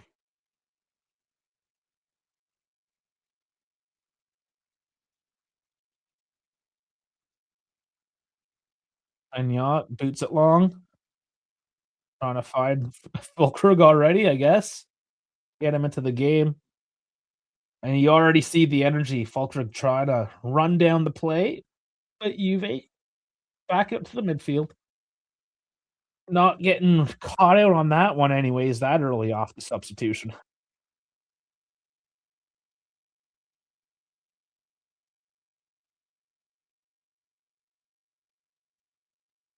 Yeah, Chico can't get through this time. He's done well. The physicality for such a small guy, like, I give him a hard time often, but he's done a pretty good job today. So far, the best player for Juve. Boga with it now. Cambiasso out wide. Brings it back in centrally. Doesn't find the man. And Salamaker's getting a little cute out here. Milan actually controlling the ball for once out through the midfield instead of booting it. And they have a bit of control as Estepinian, sorry, is walking up the field here. Pavlovic now. And just slows up for Milan. We know we I should not be surprised. This is Max Allegri. So frustrating when you're on the run, and we do it from time to time as well, but Spalletti has definitely got these guys a lot more dynamic going forward as you have Chico just stealing it off Pavlovic here. He's taken down, gets the foul, and they'll regroup.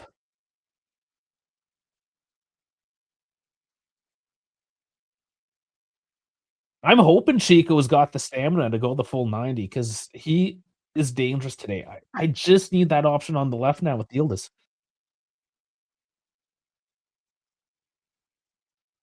Spalletti holding on to the substitutions, though. Ron with 2 already, right at the half and then at the 61st.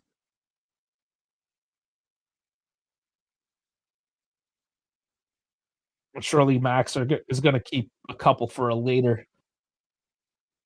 He likes to put in the late ones as well.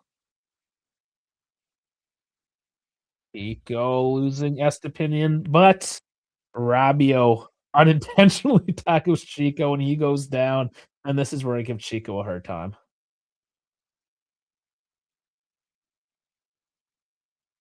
The ref does call the play here as Rabiot just keeps the ball away, kills the play, waits for the whistle.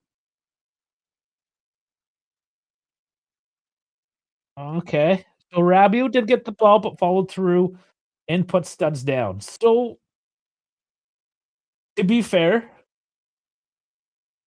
that is a painful tackle.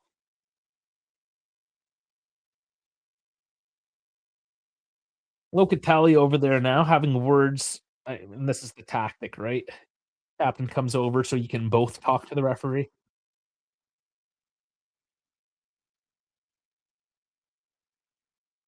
Oh, Ricci. So as I said that we may wait a bit for Marmelon changes. It's Ricci now coming on.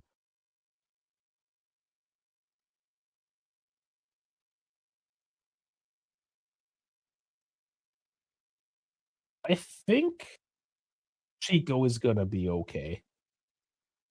He's limping, but I think he'll be all right. I still don't know who they're taking off.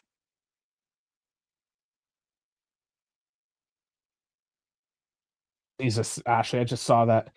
Fofana coming off. This makes me want to cuddle when it's snowy. It's yeah, lots of snuggling in the winter. Gotta keep warm. That's a nice when it's like December, but when it's April, it's just fucking annoying.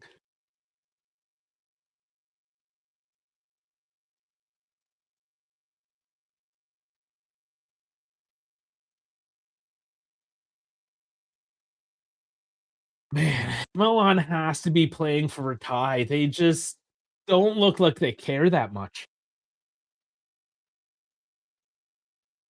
Allegri, as much as I respect Allegri, it is refreshing. Not gonna lie, Spalletti has been a breath of fresh air.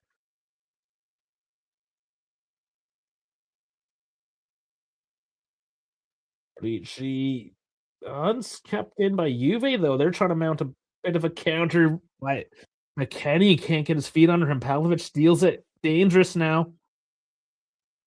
Fulkrug just lunging at it. Can't get the ball.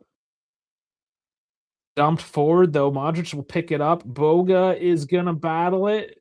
But Modric just better. Okay, so I see on the sidelines, ready to come on, is Coop Miners and Home. So Coop, I'm a little surprised he's coming on. 67 isn't. He just doesn't offer anything, you know? He's not the guy you put on if you want to win a game. He's the guy you put on if you're okay with coming out with the tie.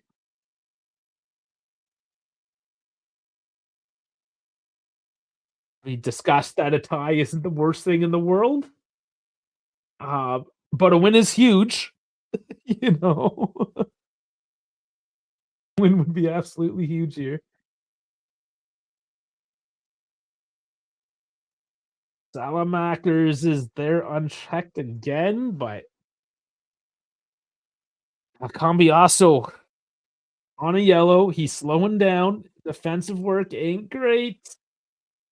Is this who we see home come on for? Still no change.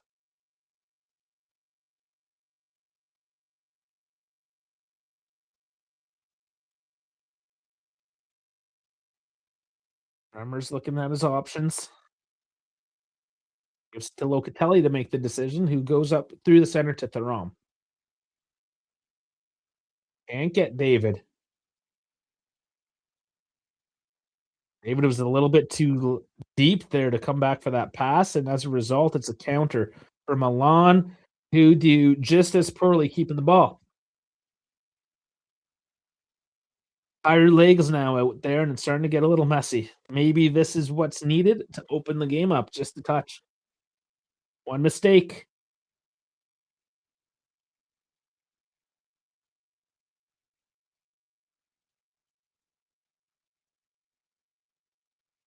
The transition for Juve even right now has really slowed down.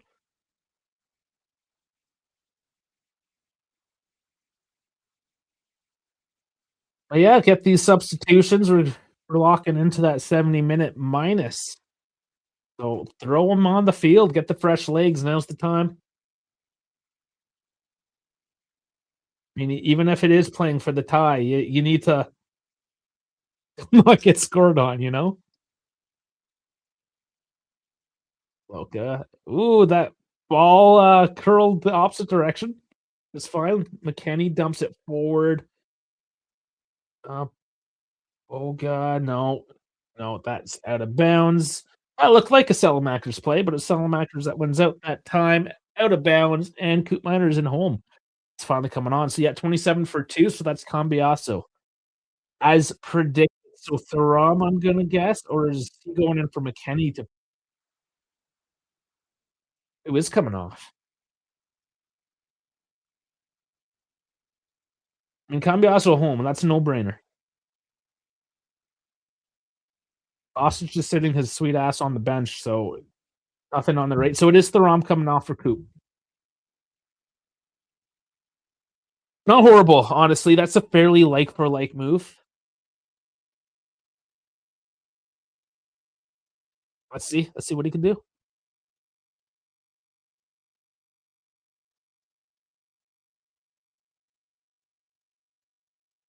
And it is just the role of the physical midfielder,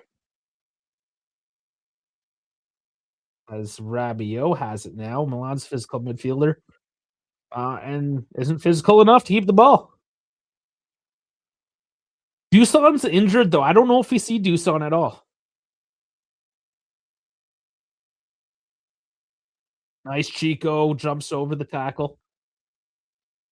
Lost his forward momentum though, and blew the ball up, but at least saw the danger.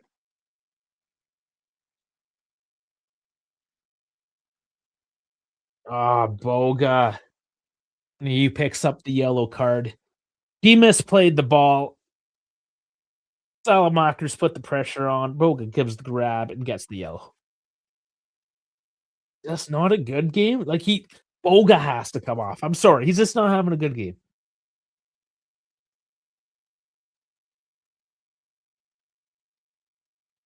And Pawa giving a wave. How's it going? Yes, who's on the bench.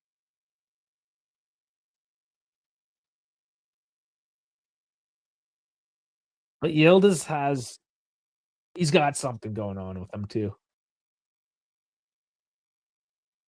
I thought with him not starting last game, only getting a few minutes, that we might start him today. Olga, ooh, was that clean? He goes down. Fulkrug tackle that time as he's charging for it to get back into the striker position.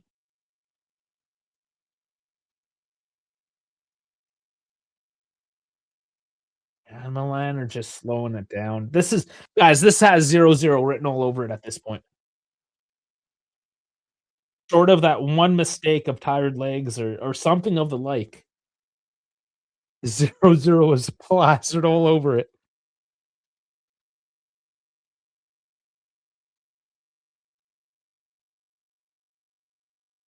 Mm. Gonna make the joke that as I start yawning and getting tired with the slowness of the game, the camera does the same thing here.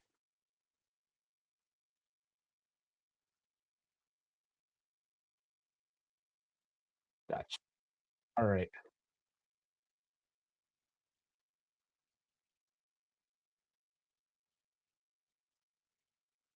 Very negative possession football. What do you know, guys? Max Allegri playing terror ball. Clean tackle by Loca. Oh, a bit of a break here. Bit wide for Chico. He's still got to be his man. Cuts. Oh, and the foot.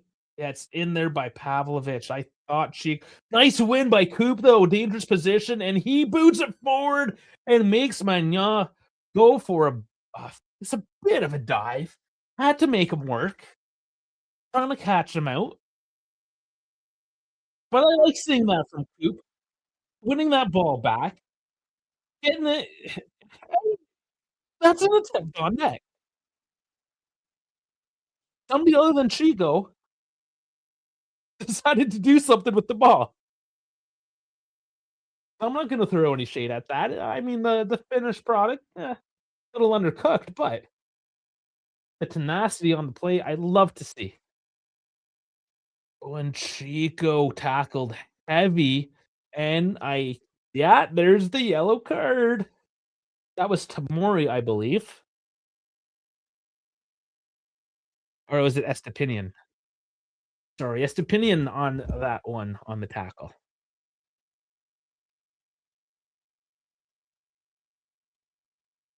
He did get a bit of the ball there, but so little ball and so much leg. Hoop shot was deflected. I didn't catch that either. Okay. He's taking this dead ball situation now on the right side, right corner of the box, and goes direct, punched out. It was, like, so direct that Maignan didn't have to move. Ooh, and there's a yeah, Locatelli. Who else is down from Milan? But there was a collision there right in the midfield. Modric. Oh, Modric and Locatelli go face to face on that as they challenge for the 50-50 ball up in the air. Taking a look back there. Not a bad attempt by Coop. Yeah, both medical teams are out now. That's a one for one, man. That's like sacrificing the queen, get the queen, you know,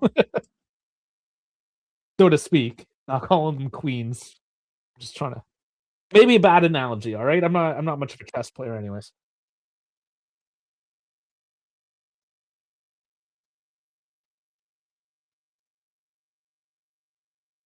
I mean, all football players are queens these days, but if I had to take somebody out of that category, Modric and Locatelli might be a couple names, you know, that don't necessarily act like the queens of the sport. Yeah, that will hurt tomorrow. It hurts now, never mind tomorrow. But I mean, you would know, you're sort of all learned up in physio and that side of the medical house there, Oscar, so anybody knows what's gonna fucking hurt tomorrow. Alright, so Yildiz is gonna make an appearance here. And Kenny's getting instructions, so what do we get? Might depend too if Locatelli can get up from this. So actually Locatelli is up. He is over Modric right now and helping Modric up. So that's actually really cool to see. Because that was a professional 50-50. That wasn't anybody's fault there, so that's good sportsmanship. I like to see that from Locatelli. Zagrova is getting the nod. It looks like Spalletti wants the win, putting the attackers on. Dusan? Dusan? Oh man, are we seeing Dusan now too? All right, we're going all in perhaps. This Locatelli injury, potential injury, I don't know. Modric is on his feet. He's definitely rattled, but he's got the Modric look at the very least, so he is gonna be okay.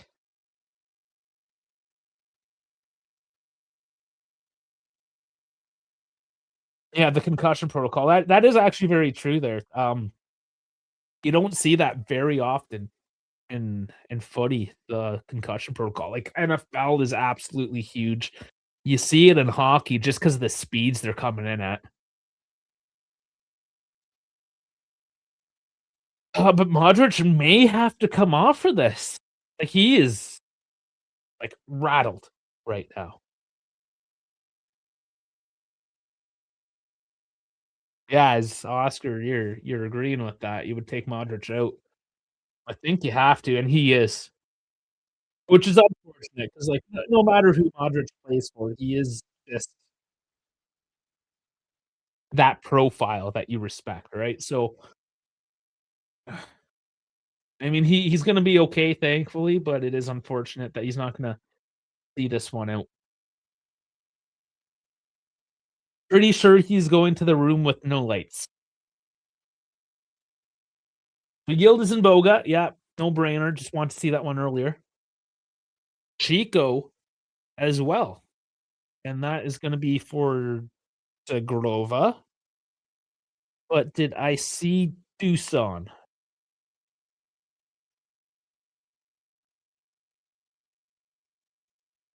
Letty was actually upset with Zagrova and his performance last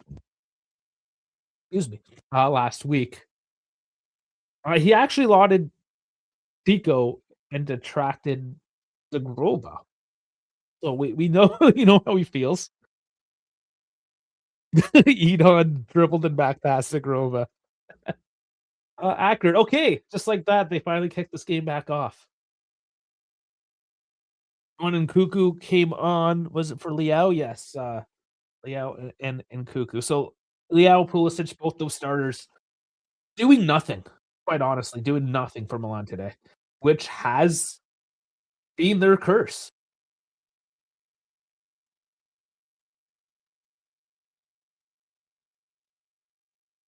So can Nkuku and Fulkrug change anything for Milan on the offensive front?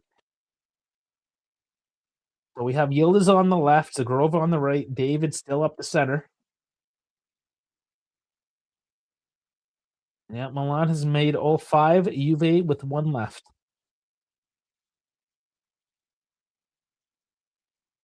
Yeah, Boga may be having his worst game yet in his short Juve career, but I mean, Tomori is no slouch to go up against for 80 minutes either, so not gonna be overly critical of Boga today. I just hope that it's a one-off tight match against Milan and he comes back the final 4 games ready to just hand it to him. Alright.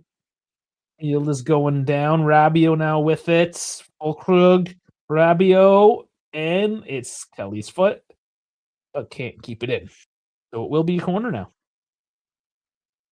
Rabiot visibly exhausted. No substitutions, though. He has to see it out. Ricci looked like he wanted to take that one quick, but he's a little fresher than the rest of his team right now. A little bit younger and fresher.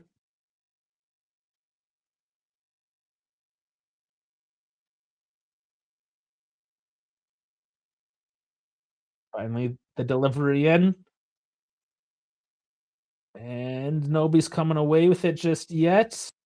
David gets it out wide for Zagrova, who just gets tackled by Rabiot, who is he getting no card? I thought he reached for the pocket there. Yeah, again, just by how he's made some other calls today, you would think that Rabiot would have picked up a yellow. That's not this time.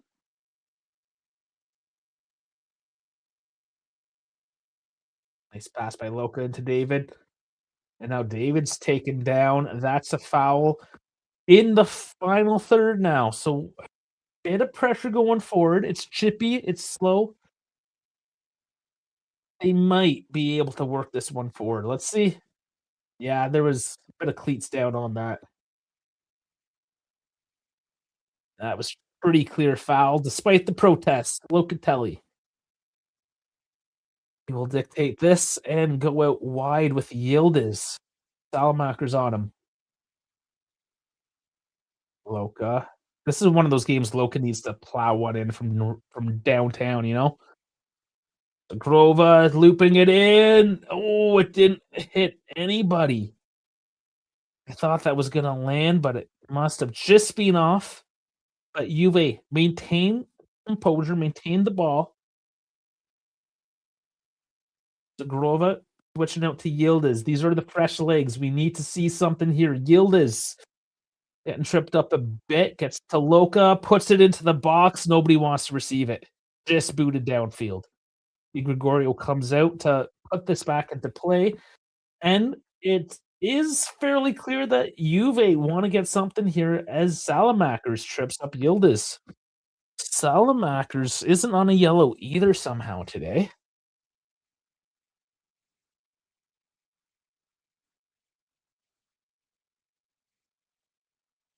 Been in a couple of tussles, but not enough for Sotsa to really wanna do anything about it, and lo and behold, we got a bit of a treat coming in here in a couple minutes, it looks like.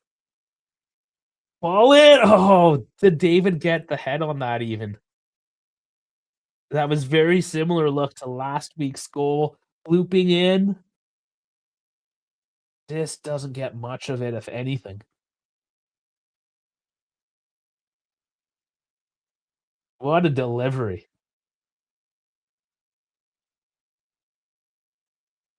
Those are very hard, very technical headers.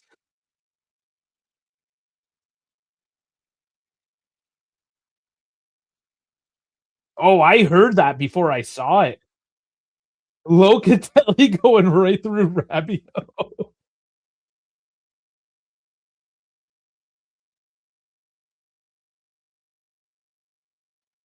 Oh, man. Yeah, just ankled him. That was obvious. I accidentally took away the score somehow. Not that there's anything to look at other than the time, but score's back up.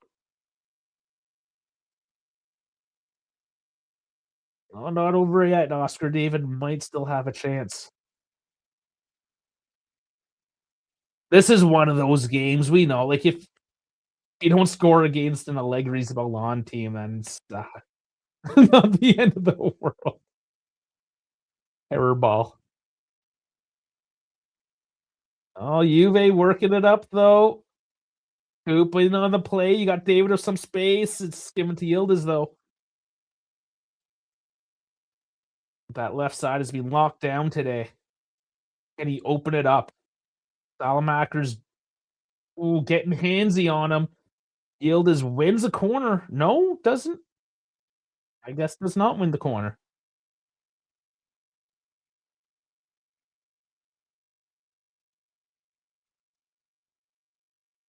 And Yildiz is doing well, but just that right side is locked. Vlahovic coming on for David, so it is just nominal minutes here for David or for for Season.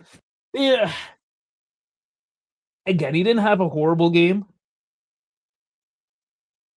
He does a lot of two-way work that he doesn't get credit for. But that one chance there right at the end that he finally had clear on net, he just I mean, it's just Chico and Coop that's challenged the keep today, so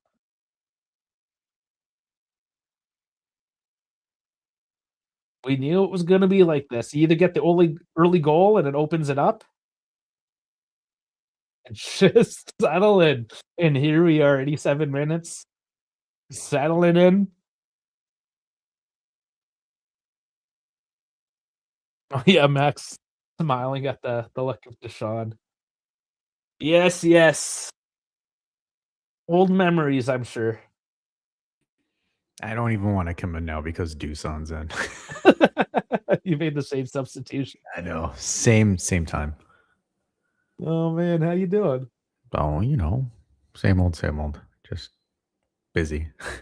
Yeah.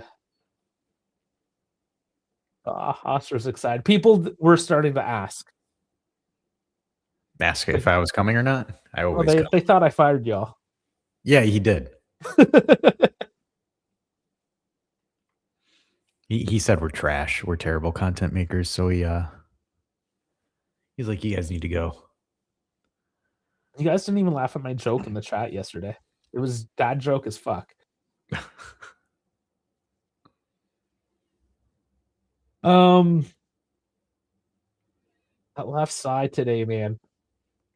Yildiz can't even find the door. Oh, man, they're fighting for this. It's so sloppy. Oh, goes Milan's way off the foul. They take it quick now, though. 1 minute left. Definitely some extra time. They didn't put any extra on at the first half, so maybe we're in for a bit of a surprise here for the second.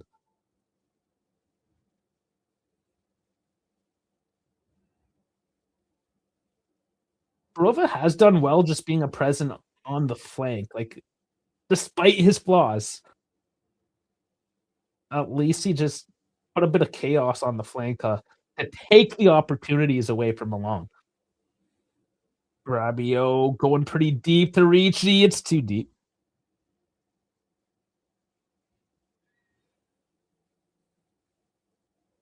Another 0-0 game, it's looking like. Yeah, I would have been surprised if it was something else. You never know when something sneaks. Yeah, that's the only way. Because looking at the table, this game really doesn't mean anything. 6 minutes.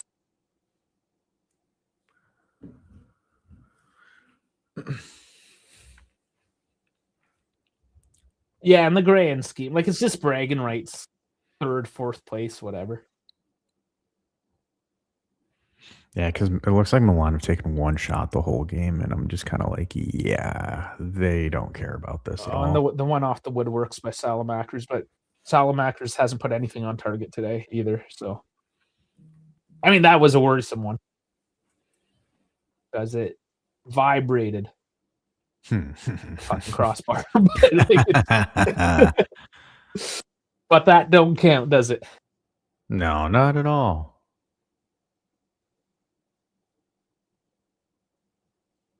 Oh, last chance saloon here. 5 to go. Yield is trying to work it. Ooh, does he get? He gets past Salamakers, but not past the 3 other guys waiting for him. Yeah, the poor kid is just getting hacked. Boga too. Like, Boga had nothing today. It's all being the right side. It's all being Chico. But his decision making is not. No, it's been good today. I mean, today it has. He's been the best out of everyone. To be fair, like he. Did Max throw his jacket off at all yet, or no? Is he jerking? No, Max. Did Max throw his jacket off? No, no. I don't think Where did jacket and jerking come from? You know where my head's at. Oh, I know. Is he on side? Is he on side? Is he on side? Is it? Oh, there's the flag. Yeah, there it is. I was like sitting. Wait, so he couldn't even. Bro, you got hookers and you still can't even score that shit? Oh, he's so offside. He's like a mile offside. And here's the funny thing about it is he took 20 minutes to shoot. Like he couldn't even do a chop over. Oh my God, he's ass. He's still ass. He's going to be a talking point coming up this next month, though. Honestly, like he's out of a contract, but the fact that he's in contention for a contract is absolutely nuts. 3 mil. I'll give him 3 mil. I give him a bag of Pellegrinos and some crisps or some shit. I don't know. Some nochi or something. So did you hear, because you talked about the hookers, did you hear about the latest scandal? The thing I made the short on? Yeah, the Calciopoli part 2? No, the other one with the prostitution ring. Yeah, the Milan prostitution shenanigans that apparently Dean Huyson was banging hookers. Okay, because there's 2. Oh, there's another one. Yeah. there's 2 things. The whole Gianluca Rocky scandal. Fixing Rocky's messing with hookers too? No, he's messing with game fixing. Oh, I know that. Yeah. Part 2. Yeah. Okay, because when you say Milan prosecutors, Milan is prosecuting both of them. Oh, Milan prostitution, Milan prosecution. Yeah, well, that's why. It's like, what are we talking about right now? All I know is Milan is fucked. Yeah. But yeah, anyways, this proposed prostitution ring in Milan. I still came up for it. Yeah, well, shit, he was on fucking security cam footage with it, but do you think that was the same thing? Okay, it could have. It more than likely looks that's like what it I now. If you guys remember, was it last year or 2 seasons ago? I think it was like a season and a half. Because even that footage was old when it was finally released. Yeah. I still can't believe because I saw Hoyson was on that list. I'm like, little Hoyson over there banging prostitutes. That dude's Oh yeah. crazy. Hey, Oh no yeah. wonder why he's ass in Madrid because the girls ain't that good in Spain. Ooh, those are fighting words. Any Spaniards around? 90 seconds or so now. Oscar will give him 2 hookers a week for a salary. But I think that's good. Yeah, 2 hookers a week for Doosan, the retainer services, and that's how we're gonna speak it too, retainer services.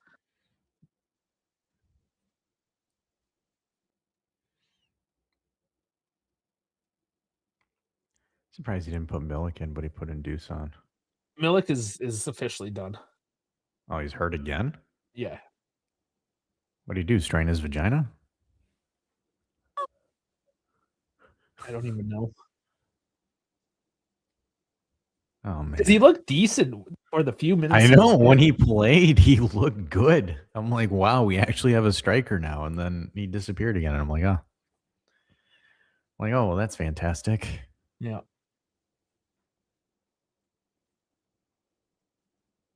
So two first strikers are a big question mark. Openda, hopefully you get the money, and I have a feeling that you just keep David because you need some. You got to keep somebody around. Jesus Christ, what kind of touch was that, Kelly? Oh, it's gotten The fact that that worked is nuts. Like we got out of pressure, but holy shit, what the hell was that?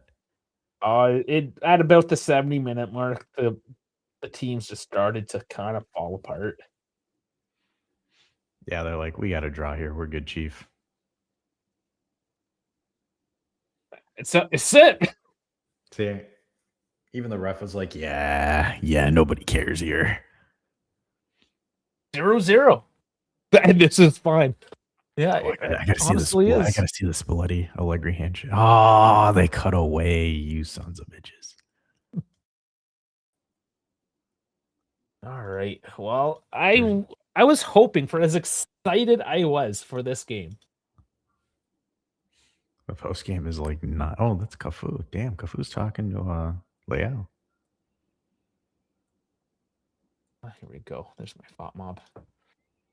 All right, we can take a quick look at the numbers. They look better. The second half, I guess, was somehow better than the first half, according to the numbers. I thought it was very much the same thing. Yeah, it was essentially terrorist ball versus makeshift terrorist ball. Yeah, Leao and Pulisic were buns. Bogan and David were buns. That's literally the most negative footy I've seen in a game. You know, to be fair, I mean, Spalletti, you can tell he wanted to try to get something out of this one. Yeah, he gave it a shot, and then once he saw that it wasn't there, he's just like, "Yeah, all right, 1 point." What's your biggest weakness? Is the low block. When you are playing the best low block team, you know, if you're not going to go out and smash Verona playing a low block, are you going to come out and do anything against Max Allegri's Milan terror ball? It was always going to come down to you get that like if Thuram's goal counted early on, then that would have opened the game up for more. Mm-hmm. But without having that little bit of chaos or jeopardy, that little mistake. I mean, we went through how many years of this? Like this is just a reunion party at this point. Multiple. So I don't know if there's any new Juve fans out there that have just started watching Juve this year. What you saw today was the past 6 years of our life. Yeah. It sort of was though, right? So the table, I mean, that's really what we're looking at with 4 games left now. You know what I haven't seen in a while? Let's see what X says. I haven't seen X in X, you haven't looked at X in a minute. Ooh, yeah. Well, it hasn't gotten better if that's what you're wondering. Well, I wasn't figuring that it was, but wow, this is funny. The first thing I see, statement from Italian League Association. Italian football has never been in such difficulty between scandals and successive sporting failures, despite the respect for independence of sport and regardless of investigations in the last couple of hours. It has become the increasing duty of necessarily to place Italian Football Federation under guardianship and start with a complete renewal with new figures. Who's that from? From the Italian League Association. AIA? No, that's the referees league. Yeah, by the way, where have you been, Dash? Everyone's been asking. Not Me? really a good story. You don't even have good reason. No, I kind of do. Most of it is secret, but I have been on an assignment for a couple of months, and it has been taking a lot of my time.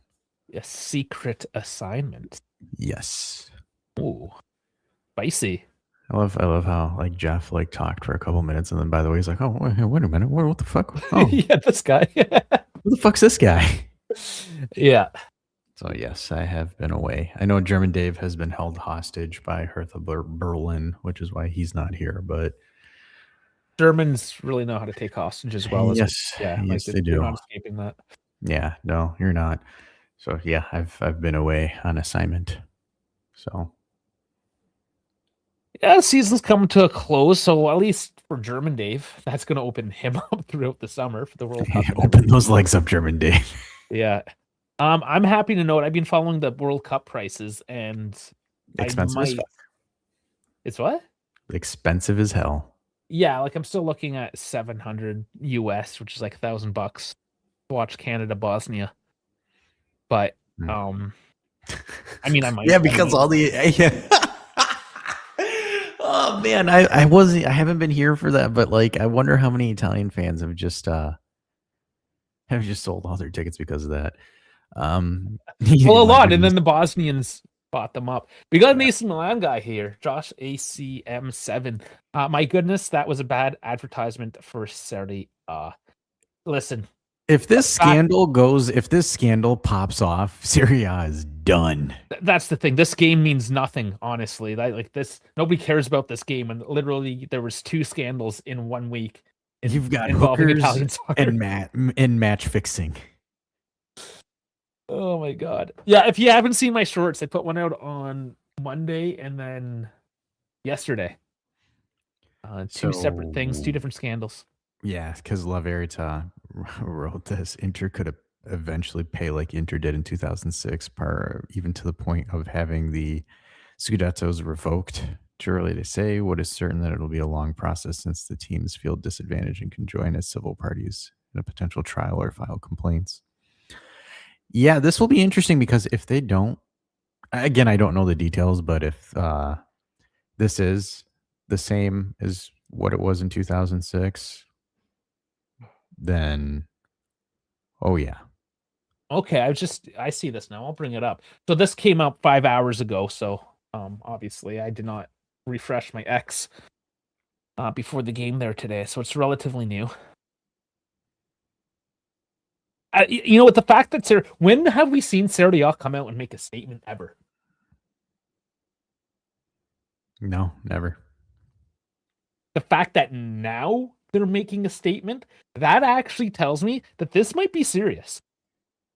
Because did they come out and make a statement when any of the Juve stuff happened? The fact that Roma is like $3 million away from the brink of death?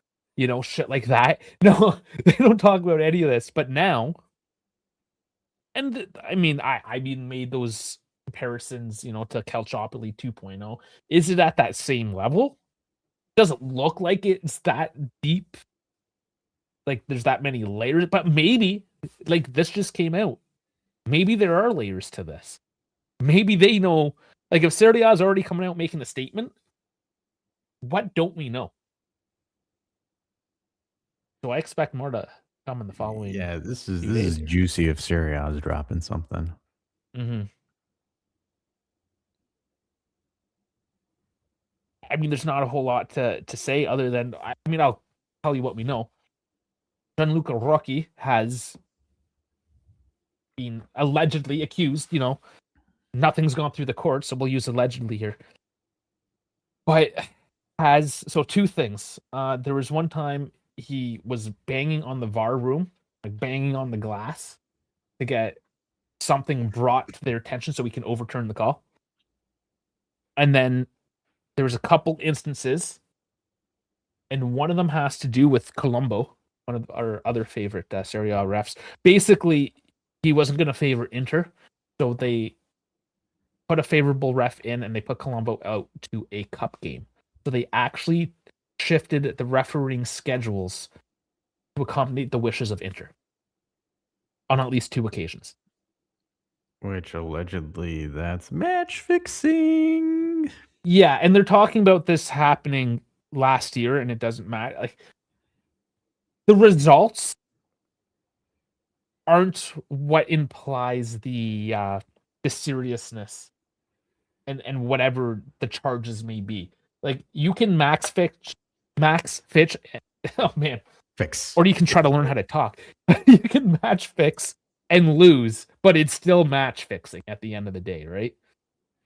Yeah, it doesn't matter. Like, results don't mean anything. If you intentionally tried to alter the result of a match by having a benefit that you can't give another team or an unfair advantage, that's cheating. Mm-hmm. That's cheating. I mean, just straight up, yeah. And if all honestly, like, with how bad Inter has embarrassed Italian football this year, like, I hope they get regulated or relegated. Both. Well, regulated as well. I mean, that works. Regulated then relegated. Yeah, like that to me is just like, holy hell. Because even, like, for example, in this year, right, with the whole Kalulu thing with Bastoni, like, I don't know. Well, to bring that up now, it was actually Rocky who commented after the fact, defending the decision.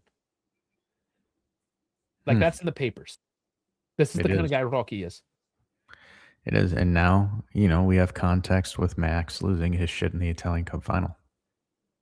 Because remember, he was like, where's Rocky? Go get Rocky. Because I think the referee for that final was Doveri. Yeah. And Doveri was giving us issues that season. And then we still somehow won. And then Max was yelling at Doveri, like, go get Rocky. Yeah, that's a good call out as well. So even Max knew there was some baloney, some malarkey going on over there. Yep.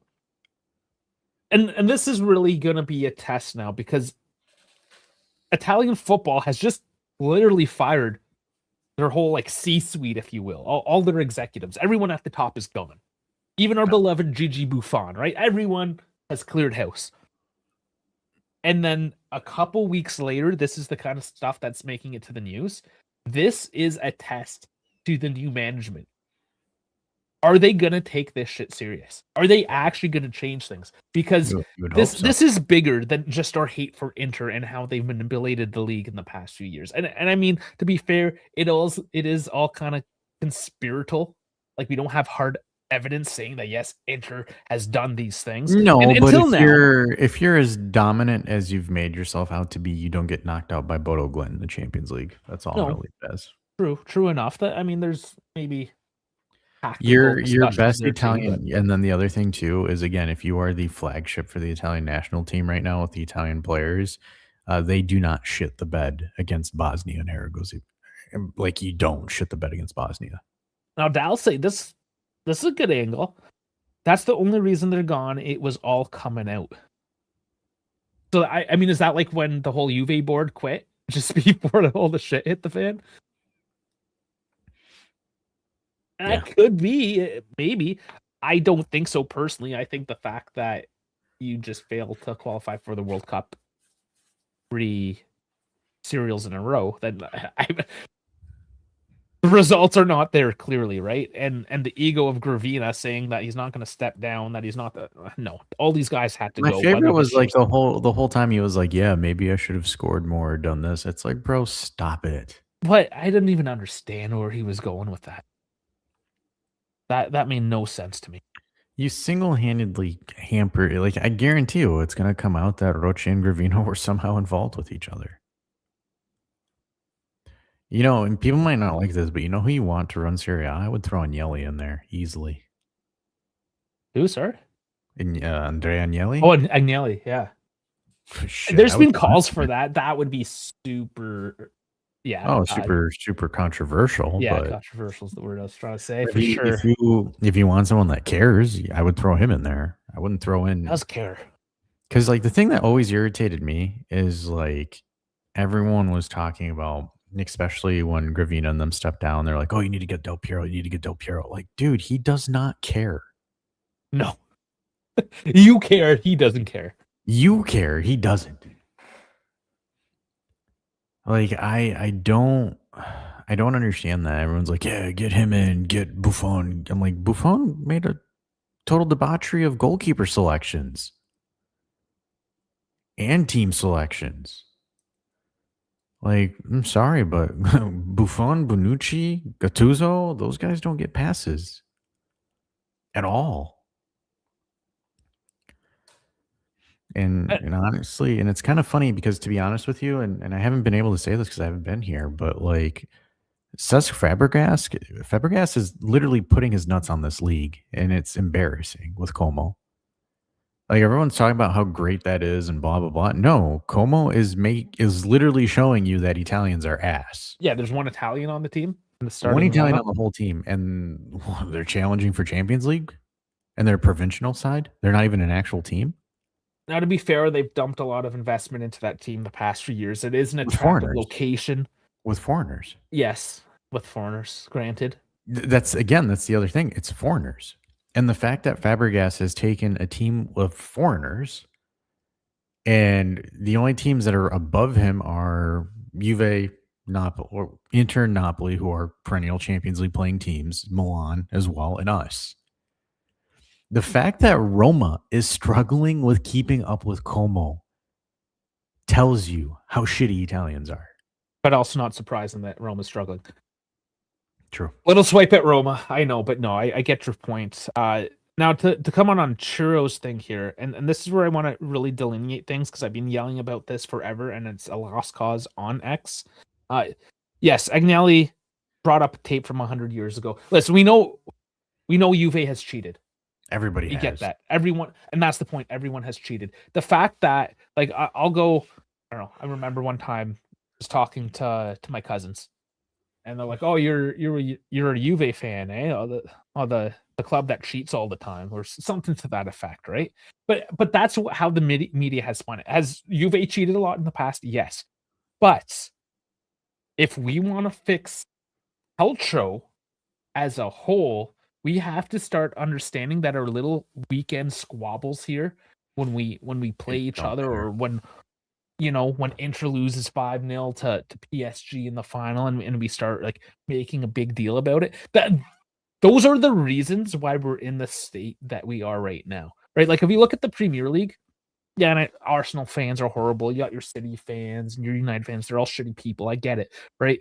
But that squabbling kind of just exists on social media platforms, and it's just us, the fans, that are squabbling over it. Oh yeah, because if you were to go in there and say, if you were in a room with a Man City, an Arsenal, a Liverpool, and a United fan, and you walk in there saying the Prem is ass, all 5 of them would gang up on you And then they would without show any you how much hesitation. money they have and how little you have. Yeah, and that's like what again, this is what Serie A was back then, where like if someone were to come in there in 2003 and say Serie A is shit, you'd have Inter, Milan, and Juve fans all look at you. They'd be like, "What the fuck are you talking about? Get the fuck out of my face." Mhm. So it's the fact that this extends past just your Twitter feed. This is actually happening in the boardrooms and the governing bodies of the sport Like, and the government. Even like, like even you have the sports minister, a Bodie, like having to speak out on all this bullshit that's happening. You have to have Giorgia Maloney telling Trump to go fuck himself, that no, Italy won't play in your gifted free cup or World Cup spot, like we're not playing yeah. these games. Like members like Could you that. imagine how pathetic that would be if you're like an Italian and you're like, "Oh yeah, the president of the United States is entourage," or I think it was they asked him directly if Italy could fill in for Iran. I don't know the details exactly, but I know it was asked, And then, like, they were like, "Well, we could think about it," but still, I mean, how Yeah, it was embarrassing never would that be? serious, but the Yeah, prospect. yeah, but, like, could you imagine how embarrassing that would be if you're an Italian? Oh, That, like, super embarrassing. you got in by the pity of Trump. You gotta own that shit, right? Like, "Oh, yeah, Iran's not going, can we go?" Like, because I was hearing that, like, Italy should be included in a playoff because of coefficient. I'm like, "No, if Iran doesn't go, you have to go to the next Asian team that was in line." I'm like, "Just because they have a higher coefficient doesn't mean that they're entitled to that win." Yeah, it means nothing. Or it's stupid. And then even, like, again, right? Like, for example, with Juve and the whole financial shit that happened a couple years ago. I said it back then. I said Juve was stupid to try to cook the books when they're a publicly traded company. Like, it's not like, "Oh, man, this is bullshit and everyone's out to get us." No, Man City is private. They're not publicly traded like you are. Like, out of all And these they have the best lawyers in the world top them as yeah, well. Like, you gotta get through that.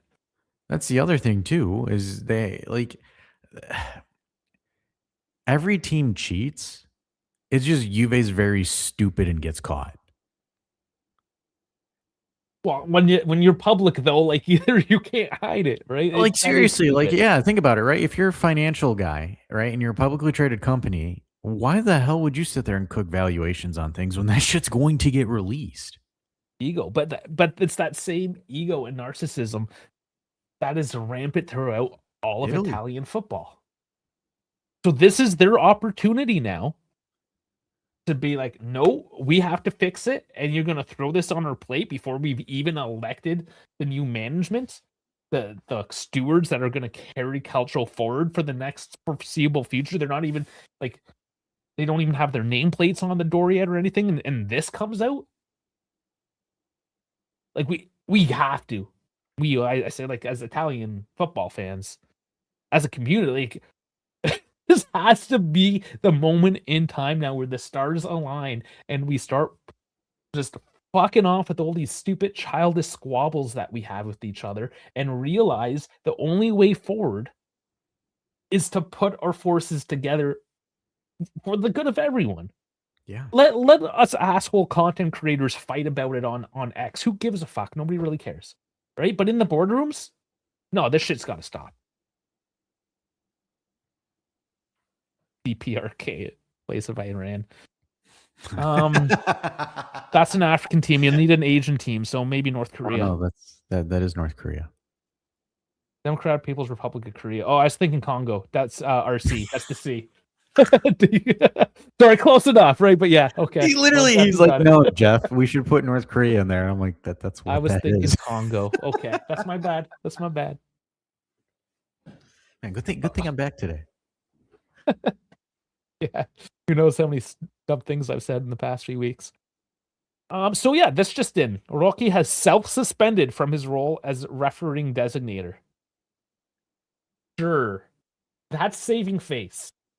He was told by his superior that you're going to make a statement that you're stepping aside for the time being. And if you don't, there's going to be even more ramifications. So you better start playing ball. That's all this is. Come on.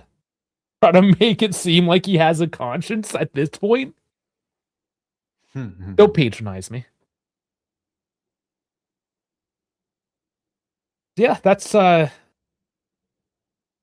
really the big news this week. Like, the game aside.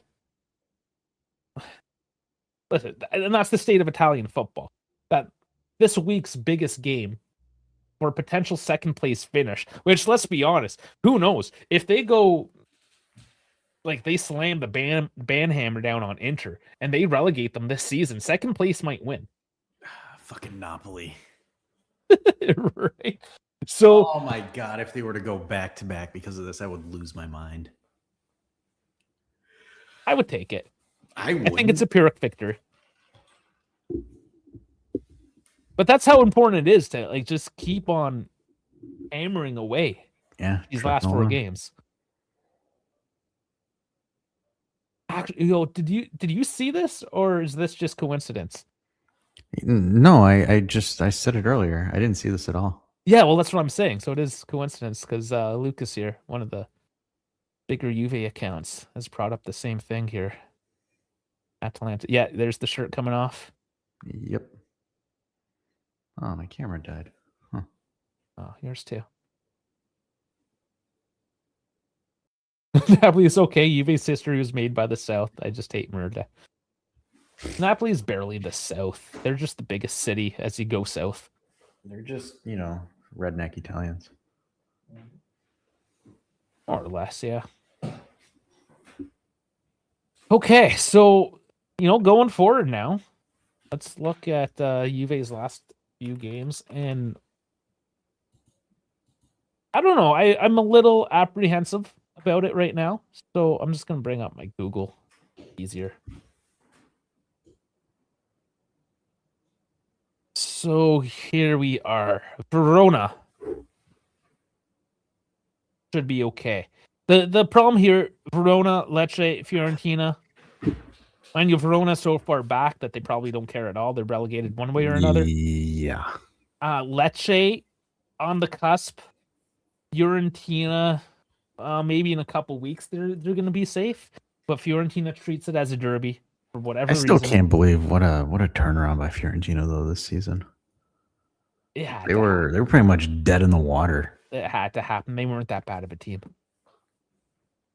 And then finishing off with Torino, which is a derby. So these aren't necessarily give me games. They look on paper, they look like they should be easy ones. I don't know. I'm gonna have to take it week by week. Let's look at Milan. So they have Atalanta. Sassuolo next. So Sassuolo's been giant killing as of late.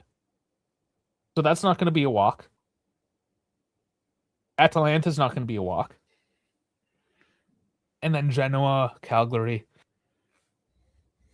Probably not too crazy for them. Yeah, but how's Napoli's? Okay, so here we go. Como. Not going to be easy. Bologna, Pisa, Udinese. Yeah. So Pisa relegation fight, perhaps. I think they're pretty much done. I think Pisa's pretty much going down. Probably. Sorry for the scrolling. Just put in Serie A. Yeah, I am looking at the table right now. They are. Oh, they're dead. Yeah, they're dead. Pisa shouldn't matter. So they're dead. Cagliari might not be safe either, though. That final weekend. So yeah, that might be a fight. Yeah, it's a relegation battle between Cremonese, Lecce, and Cagliari. It really is. Fiorentina should be safe. It makes me wonder if they just come out swinging for. Well, no, technically they're not because they're at 37 and it's 28. I mean, in the theoretical. No, I know. Yeah. They should be. I'm saying they should be. With their recent form, they should be okay. But yeah, that could change. Anything could change. I mean, Sassuolo locking them up here again today. They have Roma. So no, I guess we should look at Roma too and what they're going to be doing. Because they have that Fiorentina match. They also have Parma, Lazio, big derby for them, and then Verona again. So they don't... It's fairly even, give or take. The second to sixth place teams. Mm-hmm. They got a couple relegation battles in there. A couple of derbies. It's all to play for. Like, this is actually fairly exciting. Like, I was excited for today's match because of the possible ramifications of it all, right? But the next four matches, anything goes for any of these teams, really. Other than a couple one-offs, like Udinese, do we really care about? Like, whatever, they're gonna roll over. I think if anything right now, the one showdown that's really got my attention is Man City and Arsenal because holy shit. Let's look over at that. Holy shit. Because like I've been following that outside of following Juve stuff, and that stuff has been like addicting as hell. So when do they play their makeup game? They play their makeup game on Monday. But here's the thing. Yeah, Everton. They get another makeup game because they're in the FA Cup final. Yeah, right here. It's Chelsea. That's what a crazy season, eh? Just to keep Arsenal on edge. Like, oh my goodness. Because, like, if Arsenal drops any points, because, like, if I look at the remaining Prem games, like, I think Everton is going to be a hard one. Um, Arsenal has to play Champions League and then Yeah, also has to play West Ham, Madrid. Oh which man, Madrid's not gonna be easy. West Ham is fighting relegation. And then I think they're playing Villa, or is that I can't see because you have Jeff's comment up. So they have West Ham, Burnley, and Palace. So yeah, that's gonna be interesting. Because theoretically, if City starts like getting hot and scoring a shit ton of goals, then they're just gonna run through the whole thing. Yeah, for once it's not a runaway, and City is man. It's just the way it's the schedule. It looked like Man City was behind. They technically were, but it's because they didn't play the games. They had like 4 or 5 games in hand, and now that they're almost caught up, and then of course winning against Arsenal there on the 19th. That's going down to at least that's an actual title fight. Our fight's for place. Yeah. Because that's Italian football. We're fighting for second is what we do. Oh man. That's funny. Watching any of the NHL playoffs? No, I've been watching the NBA. The NBA has been actually surprisingly good. What? Go on. I'm serious. The games have been pretty entertaining. Interesting. But it is that time of the year, right? We're getting to the end of the I have to because Detroit's in it, so I at least have a reason to watch. Yeah, you have something. I know with Toronto stinking it up this year. That's why I'm wearing my my Oilers hat. Because at least they're in the playoffs. We'll see what they do this year. They're down 2-1 to Anaheim, but this is that fun time of year though, right? You got the playoffs for the NBA and the NHL. Mm-hmm. We're closing up Italian football. Mm-hmm. When does NFL start? In like 6 months. Is it that far away? Okay. Yeah, September. Okay, so that's not coming. But we got F1 back. Finally. Everything it's good time. Feels like it's been gone forever. Been a month so far. Yeah. Are they back with Miami? Yes, Miami next weekend. And then do they take another break? Then they go to Canada. No. They're good. They have a couple. Because like I wonder if they switched it up with like, you know, the break being now because there's no Bahrain and all those. So I wonder if they're still going to take that mid-season break again. Yeah, it's all still scheduled because they can't just mess around. Damn. Like to set up a Grand Prix takes like months of effort kind of idea, right? So you can't just switch it up. Not like an NBA game or whatever. There's like, oh yeah, we'll put the floors down tomorrow. There's 2 less races this year. Makes it interesting. They might make up the Saudi Arabia one at the end of the season. We'll see. Or no, they'll move the Saudi Arabia one to was it the Bahrain? I can't remember, but they might try to sneak in one towards the end. We'll see. I mean, F1's we want to talk about a sport that's all fucked up and nobody understands what's going on. That's F1 for you right now. Yep. I don't know if you saw their CEO, Domenicali, coming up and basically saying that the smart fans are stupid and we have the most amount of people watching ever. So we don't care if you're knowledgeable about the sport. We basically want the stupid people to watch because they give us money and they don't complain. Very true. Yeah. Guys, most of you are all on X. I need to get you moved over to the YouTube. What are you guys all doing hanging out on X? What I do want to know, let's see if it's still true. Bring this up here. Oh, HAC had shut down, but we had like 200-300 more people listening to us than all Juve cast on X. So fuck yeah, guys, I'll take it. Because they've been doing this longer than us. But we're like the OG watch along. We focus on the watch along. We are the watch along channel. These other guys just make it up every other Sunday. And I appreciate it. Dash, I mean, You're the one that's just showing up here. Let's do this outro thing. We are on YouTube, both vertical and horizontal. Somebody found out today that they weren't sure that they liked the vertical. That's cool because we had the horizontal and you switched over. Richard the Lionheart, thank you very much there. We have Twitter, X, Instagram, Pick and Live on Assist, who powered our scoreboard today and would have powered any replays and goal reactions should any of them have happened. Otherwise, but they did not. Yeah. Dash was great having you on. Again, we did go a bit longer than typical because I actually had somebody to talk to, which is great. He's like, someone's here. I have friends again. Yeah. Oh shit. Yeah, we should do it again sometime. At least next Sunday at noon. No, you can't do that one though. No, I won't be.